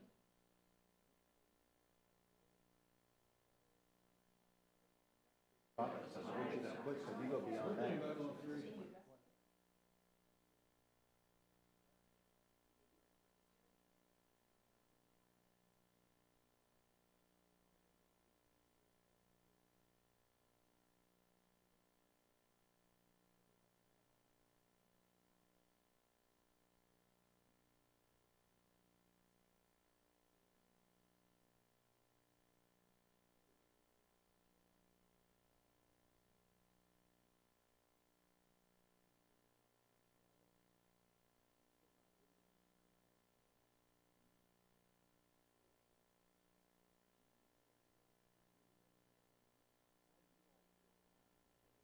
And you all into business.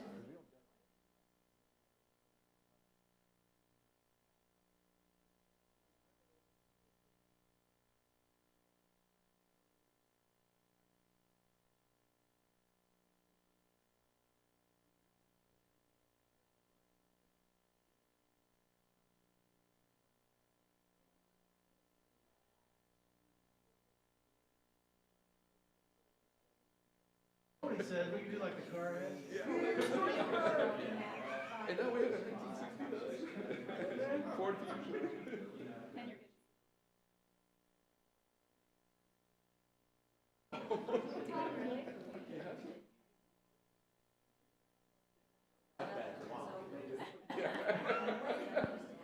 You make sure you use the right finger now.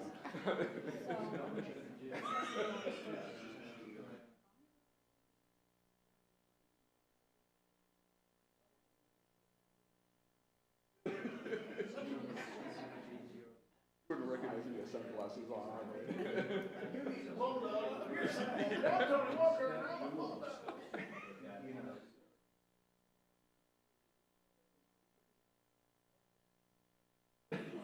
I'm glad we finished early this time, now we can have fun. Oh, sorry, that's a I'm nice sorry, I job. gotta separate those two. Honestly, whoever set these groups. You took the mic out, right?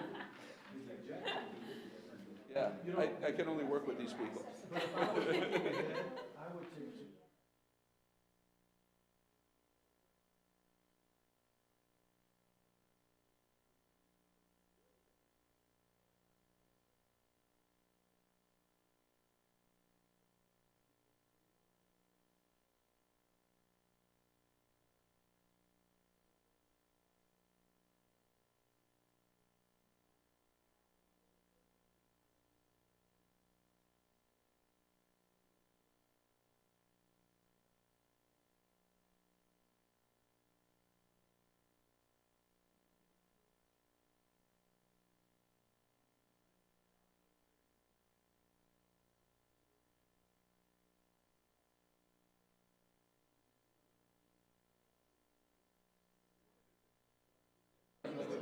the expectation is we're gonna have a quality school, right? I mean, yeah.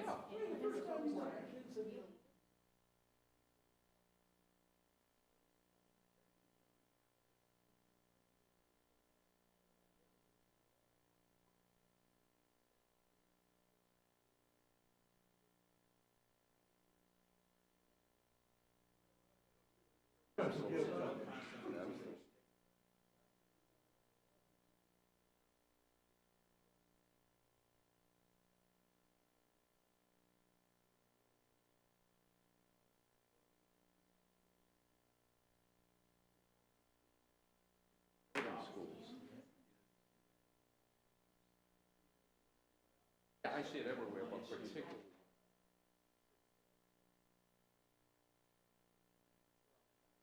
I really think those three goals, we can put some really great agendas. We did it early this time, there was a lot of conflict.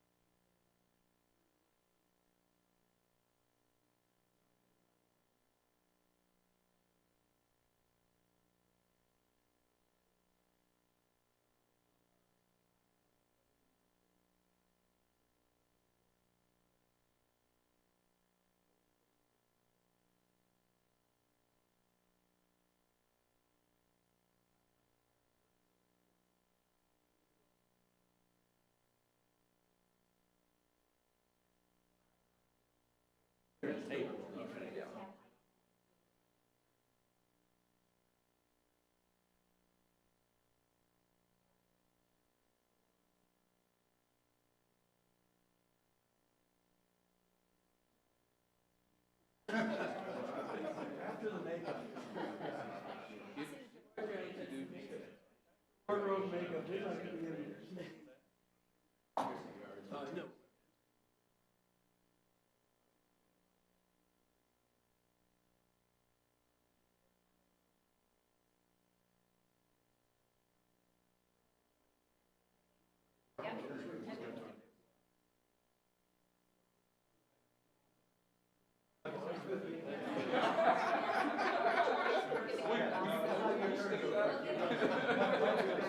Group two is scary. Group two is not even finished, they're scary. Well, how you guys, I do like that. I think we have really three. If it's any consolation, the group two. Yes. Consolation.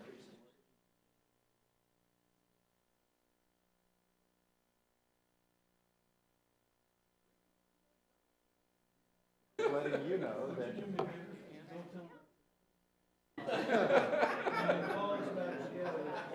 Well, it's really interesting because everybody group, when you read because some different groups read the same goal statement and named it. If you look at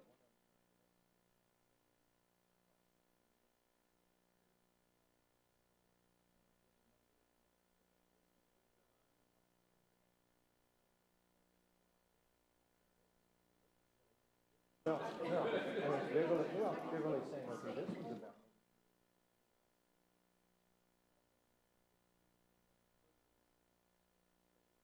That's a good one, though. We want to do that. And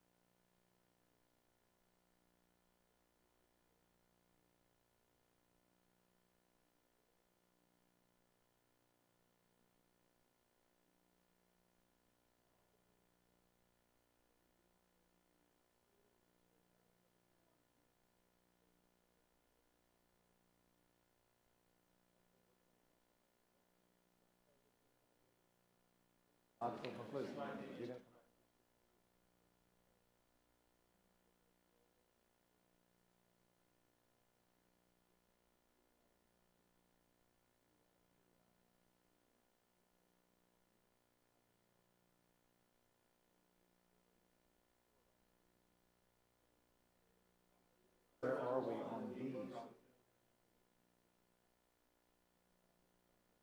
Oh, the product's not going to so.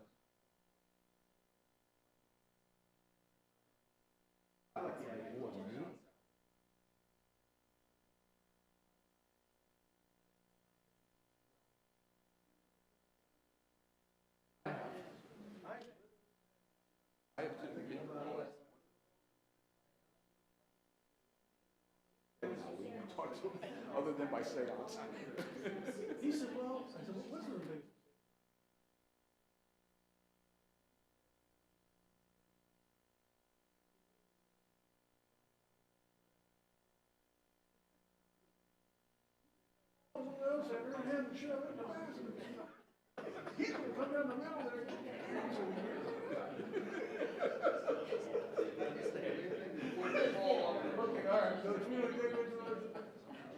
I was taken with it because he's. I mean, I wasn't in the room speaking.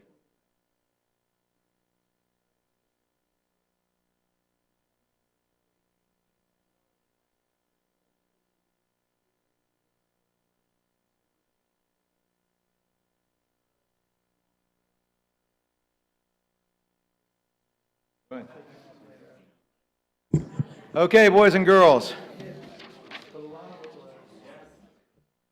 As we said before, the further down you go in the strategic planning process, the more you get diversity of thought and the more what you come out with makes this product uniquely Indiana. So even when we get to the goals statements and how you choose to organize your thought around your work, to a large extent begins to define how you see your work.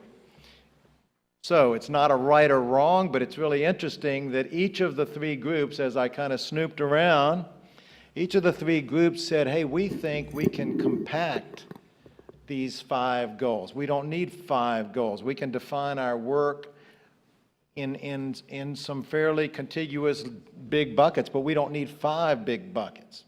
Now, that's the good news. The other news is you all decided to organize them differently, which you would expect. You know, some people have combined 1 and 3, some 2 and 4, some. So this is what I'm going to ask you to do, because to go forward this afternoon, we do have to have some consensus around some core buckets, because you can't do objectives without working in a defined area. So as I get your input here, what I would like you to do is yeah, my pen is up there with you guys somewhere on the table. Thank you, sir. Give me a good one. Someone gave me that. I want to take it home. Oh, okay, look at this. I found mine under some papers, and this has been with our family for years. It comes from the Courtyard Marriott. It's a, here you go. Yeah, your pen's better. All right. This is what I'd like you to do. Tell me your thinking, and your thinking to a large extent is going to be, okay, we looked at this, we'd like to combine some things. Try to give a name to the concept, okay? I'm not trying to we're not going to wordsmith the whole thing, but if you can kind of give a name to the concept when you combine things, if we can just come to a conceptual understanding, we can wordsmith that concept later. But we do need to come to some big bucket names that you can agree on. So at this point, the only group that hasn't gone first, because they deferred, is group number 2. So we're going to let group number 2 lead off the goals review by suggesting how they would define buckets for your work. So go forth. This is going to shock. That's a shocker right there, okay? We definitely agreed on.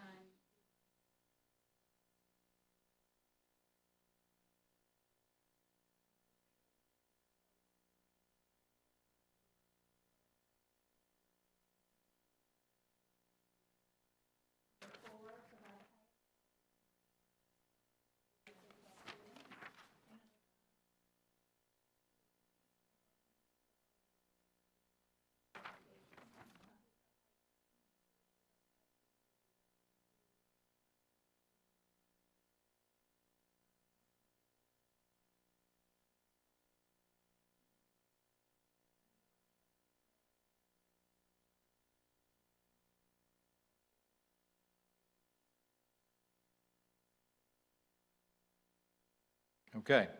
Everybody hear what they just said? So you're basically going with the development of a human capital one, which is number 4, and you're going with the stakeholder one, which is number 5, and then you're saying that basically the effective methods under that, I'm making an inference from what you said, that you're going to capture the idea of educational programming and student achievement under number 2.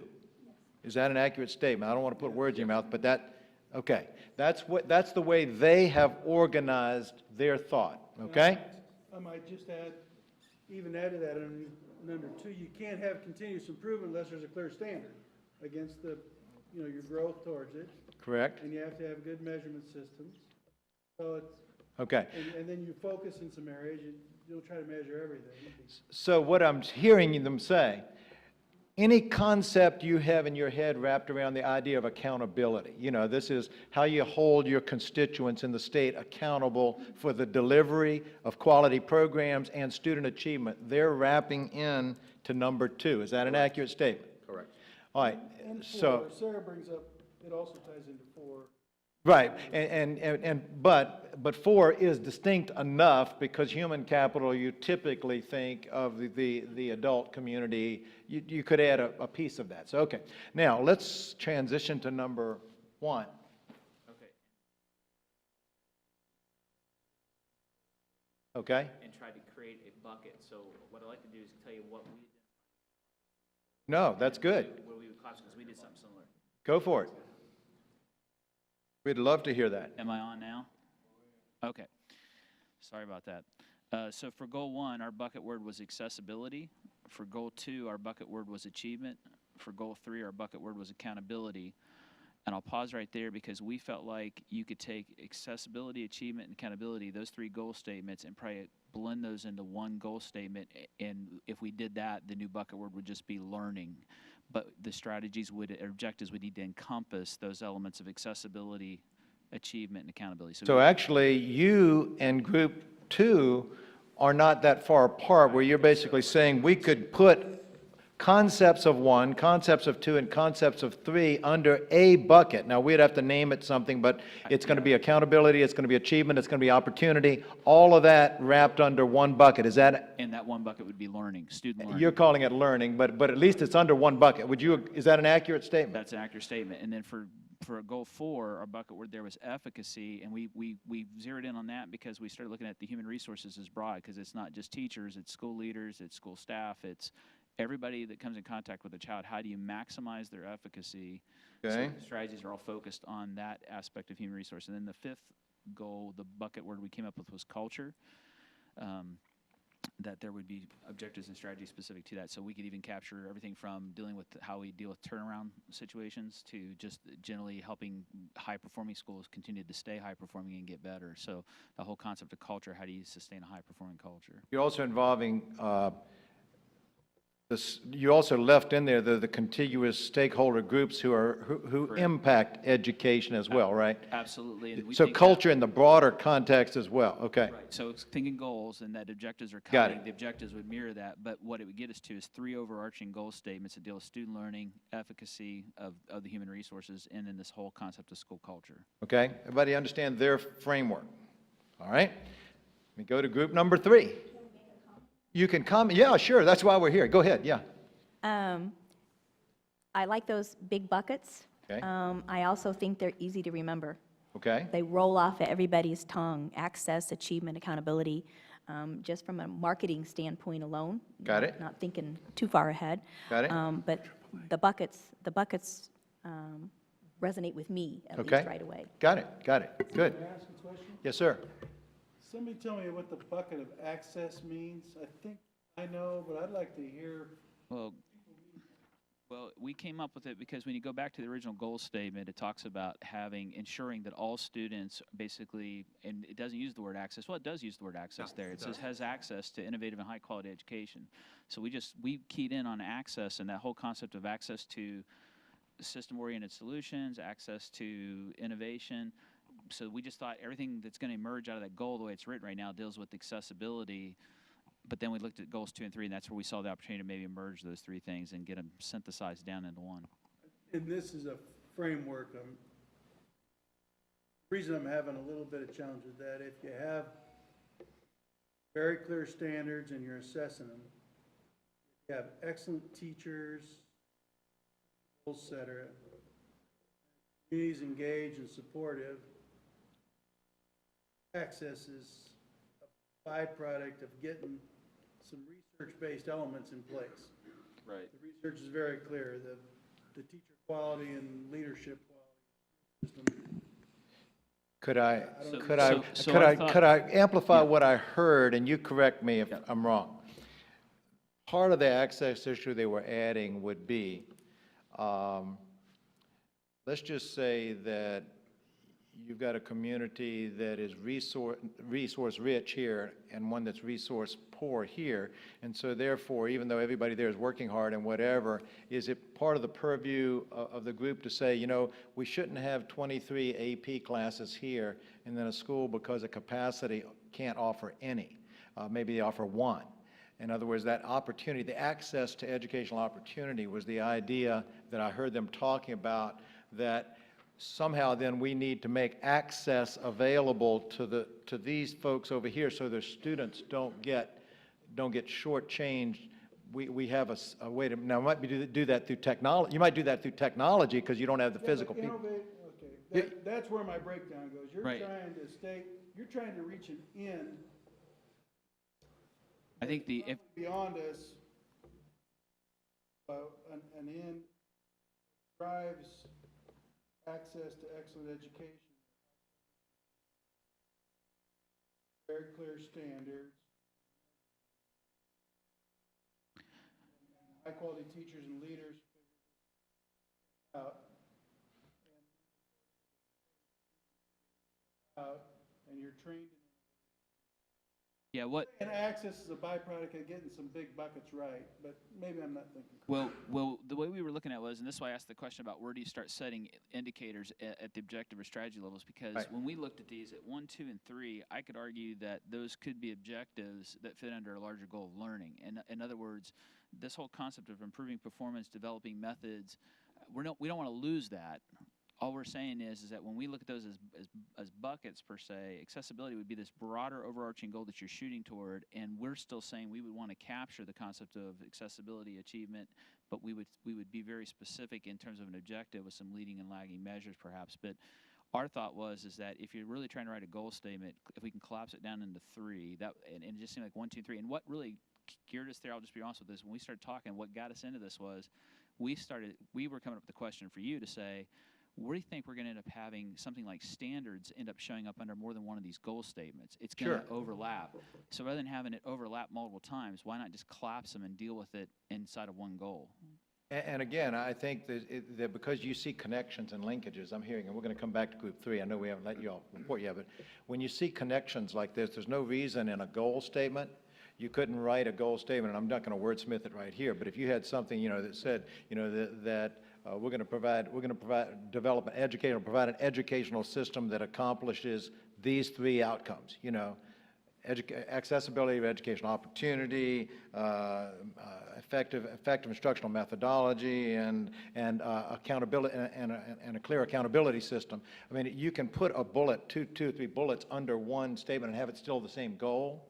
Yep. And so we'd have to word that in such a way it captures what you're saying, but I'm hearing everybody so far, except group 3, I haven't heard from yet, but your 2 groups have said we want to take 1, 2, and 3 and collapse them under one goal that gets at the quality of the educational system, the teaching and learning system.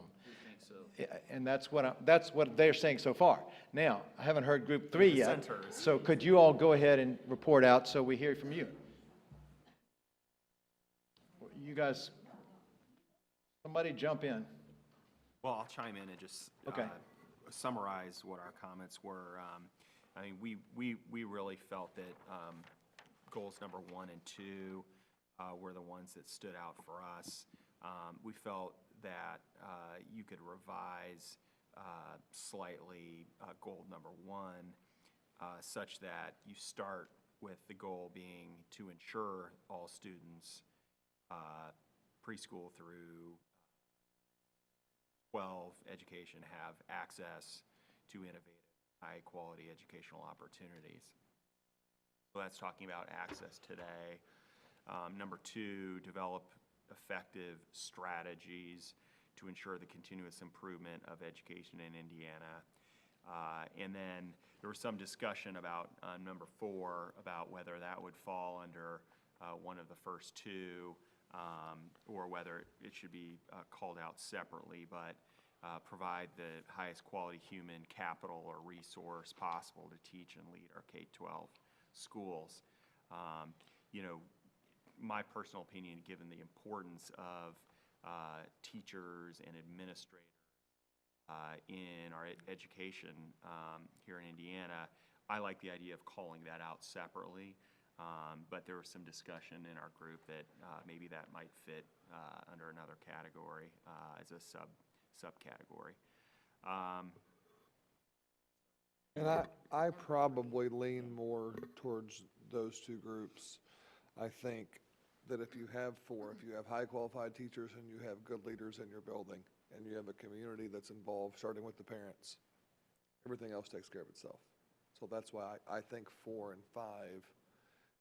Want to see those called out separately. Absolutely, because that gets monitored gets done.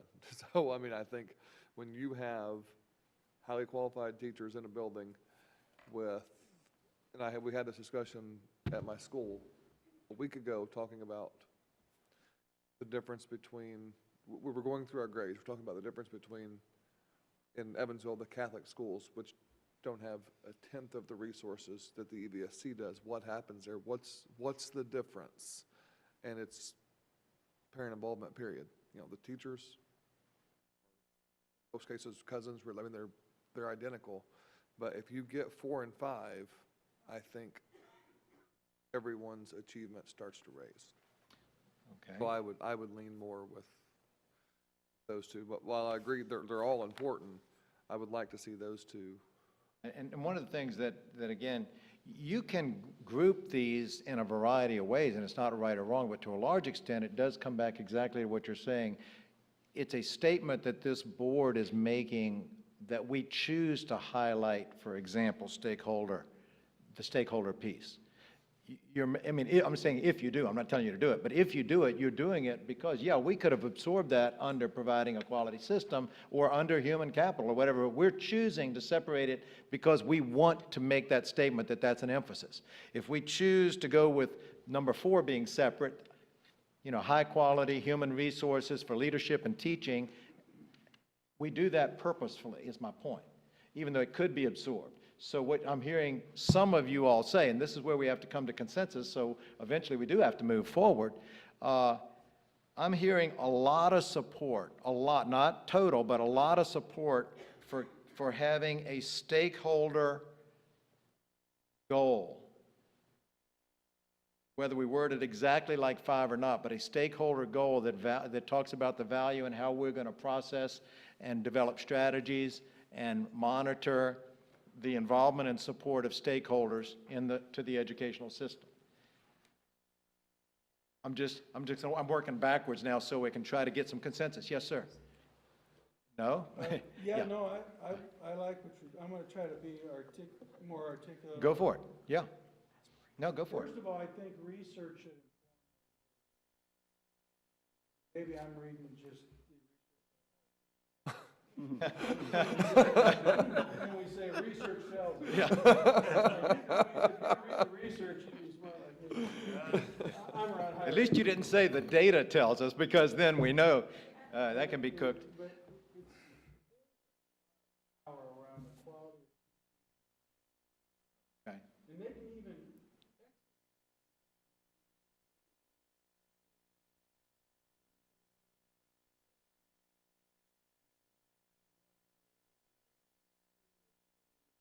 pockets of excellence. I think the research is great.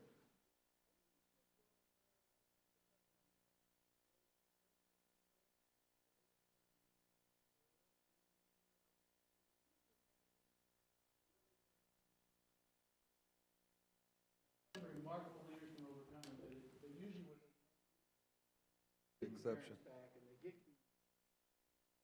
So, the third thing we know. every child. You don't start.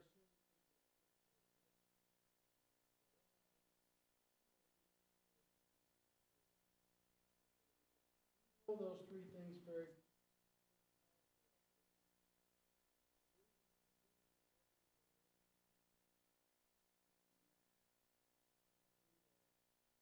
Colleagues out in the field in Citrus could all understand. That's what I've heard here, and that's what I would articulate as. So, and that's basically what I'm, basically, it's a 4 type 1, a 5 type 1, and a combination of 1 through 3 in some sort of a way. That's what I'm hearing an advocate for right now. Yes, David? As we talk about these goals, Sure. we are at a certain place in this strategic planning. Right. And we focus on mission, vision, now we're on goals, and eventually we'll get to objectives and more specificity. This afternoon. And then the balanced scorecard and so forth. Correct. I'm just asking you to affirm that as we get to the specificity, we may want to revisit some of these goals and shape them in a different kind of way. I agree the community is really critical to successful schools. But as we get to the objectives, we may determine that it's a lot more difficult to have a community embrace a school to the way we would want them to do. So we may want to go back and combine that particular goal into another one. And what you just said about making a statement, when we have a specific goal of 3, you're right, that's really going to emphasize it to the entire state. So I just want to be sure we have that, those dynamics to go back when we get to that level and say, let's re-examine, not open it all up again. Is that a true statement? Not only may you, but it's not uncommon when we put you in bucket groups this afternoon and you look at your assigned bucket and you start saying, what are the deliverables under that bucket? What are the things we want to measure? It's not unusual for a group to say, look how many of these we have under this bucket, maybe, and they seem to fall maybe into 2 groupings, maybe it would be logical for us to in fact break out another goal simply because we shouldn't have this many all under this bucket. It will be difficult to manage. Maybe we could do that, and that will come as a part of the process. Right. So we're not suggesting that once you put these 3 buckets in place, they're immutable. Matter of fact, there should be nothing in a strategic plan that's immutable. As you start to go forward, you're going to change processes, you're going to change indicators, you know, as you move forward. But for right now, we have to have a working piece. And the good news is I'm hearing almost everybody. Nobody's advocating for more. Everybody's advocating to go to maybe 3. Let's try to go with 3. Now, how we construct those is where we're debating. And right now, I'm hearing a lot of consensus for 4 and 5 as being separate, a lot, but not a lot. Not consensus, but a lot of agreement. Yes, sir. I wanted to piggyback off of what David was saying, because I think he expressed what we were wrestling with over here. Okay. That is the scope of this scorecard once you start getting into the strategies. And if you've got 5 goals right now where you're thinking ahead and you're going, okay, well, if a strategy involves standards, academic standards, for example, and you could put it under 3, are you going to then start thinning out your resources that you can leverage to go attack it? So that, I just was wanting to echo, I think that's right, whether we do it before we get into that or do it, I hope we get it down to 3, because I'd really like to see us tighten it without losing the urgency in the discussion of what's been had already, but how do we focus it? Yeah, I think the good thing to remember is we're not going to lose any critical element because we organize this into this bucket and call it that. It's just a question of where you're going to put those objectives, you know. So if folks are concerned that we want to look at the equity of educational opportunity, which I was hearing somebody say, you want to say, okay, that's going to go under our goal that deals with, you know, with achievement or go with that, that's where that goes, then that objective will be put there and brought back to the group for people to ruminate on and to discuss and whatever. So it's not that by choosing these buckets, we're going to leave something out. It's a way of how we organize the work around that. And again, as David's saying, we might come back and restructure this once we start doing the next layer this afternoon. But that's, again, an iterative process. We want to make it dynamic, as we keep saying. Now, was there other stuff from Group 3 that we heard some opinions? Is there any other opinion that we haven't heard from Group 3 that might inform us? I think we had a lot of dialogue about making sure that, from a perception standpoint from the public, I think we're probably expected to have an achievement goal. not just perhaps objectives underneath a goal, but to actually have it as a goal. So we had conversation about that. And then our other conversation revolved around using goal number 2, develop effective strategies to ensure the continuous improvement of education, that it could incorporate, 4 and 5, that we could literally have those types of things underneath that one. A strategy to do that is to involve your stakeholders, to make sure that you have improvement, and what does that look like. So we liked the conceptual pieces of all of them, but we felt we needed to go down to at least 3 goals. We talked about achievement is probably, from a public perspective, going to need to be a separate goal. Highlight the idea of achievement. Do we have responses from the other 2 groups along that line? If number 2, continuous improvement in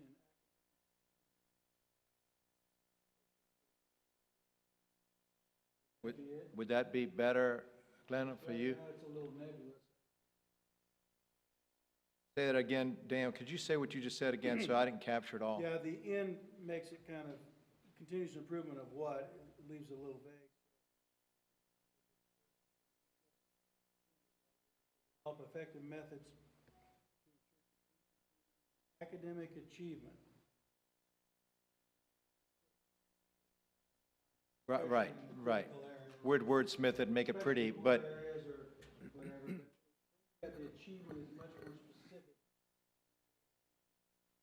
all right, for those other two groups, if we did a highlighted one in number 2 and indicated that we're going to develop effective strategies or systems to ensure continuous improvement in academic achievement for all students in Indiana, could you see absorbing the accessibility and accountability language objectives under that one? Follow what I'm asking? And then keep 4 and 5 as they sit. I still like the broader language of education, but maybe, just call out academic achievement. Right. Could you Say say that again. demonstrated through academic achievement? All right, say that, all right, add your comment again. Where were you, what are you advocating? Continuous improvement of education, including academic achievement. Demonstrated through. Or demonstrated Right. through. Yeah, and then When- use the 3 buckets. Demonstrate- Demonstrated through access, achievement, and accountability. And as we work on language, we need to be careful, I believe, that we don't use passive terms. So if we can think of words like demonstrate, and I think the state superintendent would support that, and I certainly support the concept of academic achievement being central to all we do. And so using those active words help us to move toward that aspirational level. So we're trying to meet multiple goals at the same time. All right, so I'm hearing everybody's now, could I do this just to get it off the table? Could we get some consensus that number 5 could be a good standalone bucket? Do we have consensus? Show me up or down, that we could do a number 5. Okay, well, we've got about an 85, 90% thing. That doesn't mean we want to leave you guys out that are negative on that one vote. We got about an 85. What could we do to make that acceptable to you? I just think it could be incorporated under number 2, but I'd be okay calling it out separately. There's some I mean, strong, it's I not think the strong belief I'm hearing is it could be absorbed, but they want to highlight it to make a statement to the community that that's important to them, right? On Is that 5? number 5? I think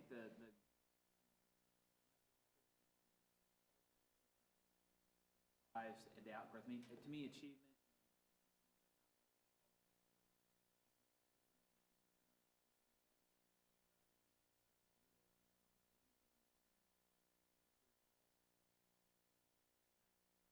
I'll agree with that. That's fine. All right, we're going to look at that stakeholder involvement, going back to your comment about parental involvement, business community involvement, the wider community involvement, all of that is being encompassed in that. And I'm not opposed to that either. If goal number 2, develop effective methods to ensure continuous improvement of education in Indiana, if we have the conceptual pieces in there of access, achievement, and accountability, then I think I could Yeah. go because know, we're going to for- come back and make that one more articulate based on what you've said. We'll work our way up and come back to that one, okay? That's good. So number 5 is now, we got a board agreement that this afternoon, one group is going to work on number 5, which is going to be the whole idea of developing a community of cultural learning around the stakeholder involvement. That's one. The next one above that, there was a strong belief that we should have the human capacity because of leaders and teachers. Leaders and teachers, that's got to be a priority if we're going to be excellent. Do we have that? Give me an up or down. Yes on that? Up? Okay, then we're having, okay. It could be under another one. We agree. It could be under another one, but we get support for the concept. Yes, ma'am. So to me, well, I don't know that I ever need a mic. Yeah. The reason that's separate is because it's going to encompass ed school, certification, licensing, evaluation, monitoring, and that's a huge area. It is, That yeah. leads to what's going to happen in that other bucket, but it seems to me that needs its own bucket. All right, that seems to be the way we're going to go with 4 and 5. Now, let's just capture, and I'm not going to wordsmith it, but what I'm hearing as a general consensus, we're trying to meld 1, 2, and 3 in such a way that it sends a message to folk. And what I'm hearing is we're going to say something along the line of developing effective strategies or systems to ensure the continuous improvement of education in Indiana demonstrated through accessibility or educational opportunity, accessibility educational opportunity, accountability, effective accountability systems, and what was the third one? And increase in student achievement.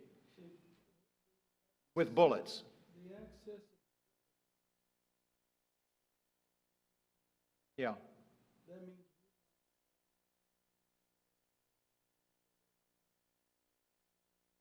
Correct.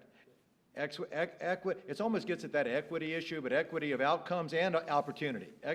Equity of opportunity and outcomes. we're working for achievement, that's right in there. And that fits under there, because hopefully then when you start looking at disaggregating your achievement data on whatever measure you're looking at the opportunity and the achievement.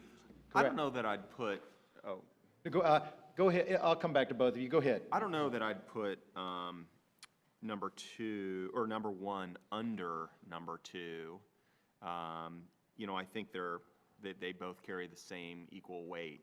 One is talking about access to high quality education, and then the second is talking about improving on that, and that,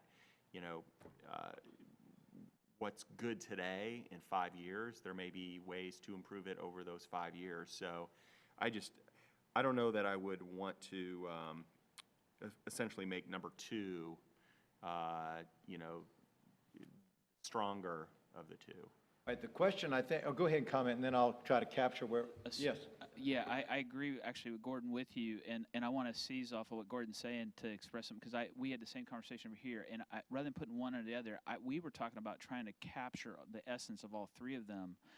But one of the things we've been talking about a little bit is that all 3 of those things right now, to some extent, are present in our schools. What we were thinking about was how to combine those 3 things into a larger, broader goal statement that emphasizes learning in the goal statement. And there's a reason behind that, and it's because primarily in the school culture right now, testing has become the dominant culture. And so when we talk about accessibility and achievement and accountability, I think whether we intended it that way or not, those things are moving us towards this culture testing where everything's becoming compliance. And I'm not saying that testing's bad, but if learning is the dominant culture and it's reflected in a goal statement, it gives us a chance through the objectives and the strategies to reframe how we view accessibility, accountability, and achievement through a culture of learning. And I think that would be very healthy right now in Indiana, especially helping our school leaders and our teacher leaders to know that, one, we're hearing them, that we understand that they're struggling with a culture that is too dominant in testing, and it's not that testing's bad, you need testing, but when it's all about testing, accountability, achievement, and accessibility take on a different meaning than when the dominant culture is learning. So our thought was, can you roll those 3 goals into a broader goal statement about learning and still keep the essence of the 3 by making them objectives, but recapture them and rearticulate them through the lens of learning? I hope that makes sense. Well, it does, and I think the only I think everybody's agreeing now, and it's just a little bit of a difference, and we can come to closure on this piece on goals. I think there has been a statement, should we separate the program piece from the measurement of achievement piece? I mean, that's kind of the one side of the argument. The other side of the argument says, well, let's just make the goal about ensuring that all students are able to participate in a high-quality learning culture, which is measured by these three bullets. One, accessibility, education opportunities. Second, excellent accountability systems. And third is high achievement. You know, in other words, making it one goal with three sub-bullets. So if we can come to agreement on that. Looks like you're getting close. Yeah, we're getting close. Can I recommend another version that's fairly close? Go for it. When the group behind me talked about access, achievement, accountability, that really made a lot of sense to me, and I've been sitting back listening to all of the comments about what they would like in this plan. And as I was listening, I was sort of checking off each of these categories where it would fit. And as the state superintendent said, access, achievement, accountability is an easy slogan, I think you said. It's easy to remember. And I would ask us to at least consider whether there's consensus around those three broad areas. And so this afternoon, those would be the goals in which we would start to set some. About making those three goals within that? No, that becomes a third goal. Those become the three goals for us. Oh. Well, then you're going to exclude human resources? No, why wouldn't you have that through other areas? Would that be included in accountability at all? Well, no, I thought we reached a consensus on, without 4 and 5. community, you're done for. Without high-quality human resource, you're done for. Right. That's I where we understand. were at the I guess time, I was yes. going back and That's hoping where- the train hadn't that's left where the I was. station. But Yeah. I see underachievement, I see achievement, the human capital part, underachievement. You can't have achievement without human capital. You can't have student achievement without community participation. So that's how anyone else agree, and if not, we'll go on with life. Let me just throw out a caution, because I don't disagree philosophically, but let me throw out a caution. When you add those words like accountability, achievement, and accountability across, what'll happen is when you start to actually define who owns this objective, who owns this strategy, and whatever, you're going to be crossing student programs, adult programs, community programs. You know what I'm saying? It's going to be very difficult under those buckets to define separate tasks. Does that make sense? Yes. So I'm not disagreeing, but conceptually it works, but practically it may run you into problems when you start doing it that way. That's the only reason. Let's do this. Could I, just as a moderator, step back and say what I'm hearing? I'm hearing that we could go forward with probably pretty much consensus of the board saying we're going to have a stakeholder goal, number 5, which is going to talk about how the community is involved in creating a culture of learning across the board, you know, while involving all stakeholders. We're going to have one that talks about we definitely have to develop human capital both for leaders and teachers, because that's our future. I mean, that one. That's number 4. Then we are going to have a third goal.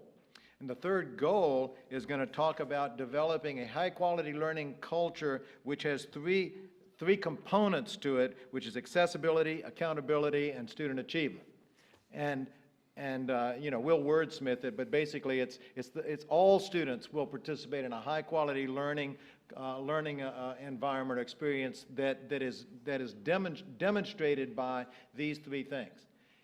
If we could see that as a way to be the big buckets we hang things on, this afternoon we would actually divide you into those 3 groups, let you start developing what would the objectives look like, what would we want to measure under that to show that we're making progress towards that end goal, and then if we need to step back and redo our goal buckets at the end of the day because it didn't work, then we could do that. Do I have any recommendation that be an approach? Anybody willing to go there? Show me up if that's an approach you're willing to go for. It's one approach. Well, it's one approach, sure. All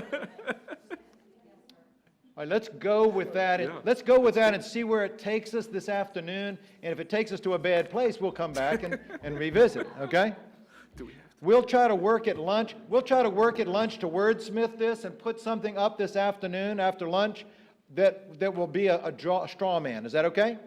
You guys have been semi-lovely. No, just kidding. No, you guys have done a great job. Thanks. Chris? Okay. Well, I think the good news is that it's been some really great conversation, and I think that we've made a lot of progress. The bad news is that we're hopelessly behind on our agenda, but that doesn't bother me. And the main reason it doesn't bother me is because I know that when we had a conversation with Superintendent and Dan about this, there was clearly a feeling that it was important that you all had the time to process this so that everybody felt like this was part of their doing. So I guess the first question I'll ask, for sort of an up or down, do you feel that the process is going pretty well so far? Do you feel you're getting sufficient input? Is there anything that we're doing that is annoying? Great. That's a positive thing. So I think what I would suggest we do is you've earned a lunch, and you've earned a lunch without any gray matter work at all.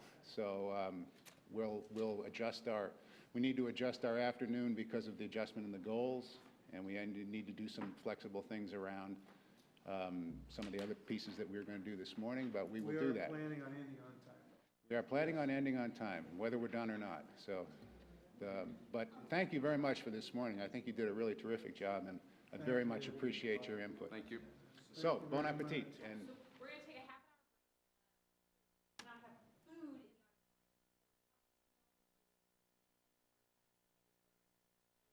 Opposite side, you go through thank you. the conference rooms.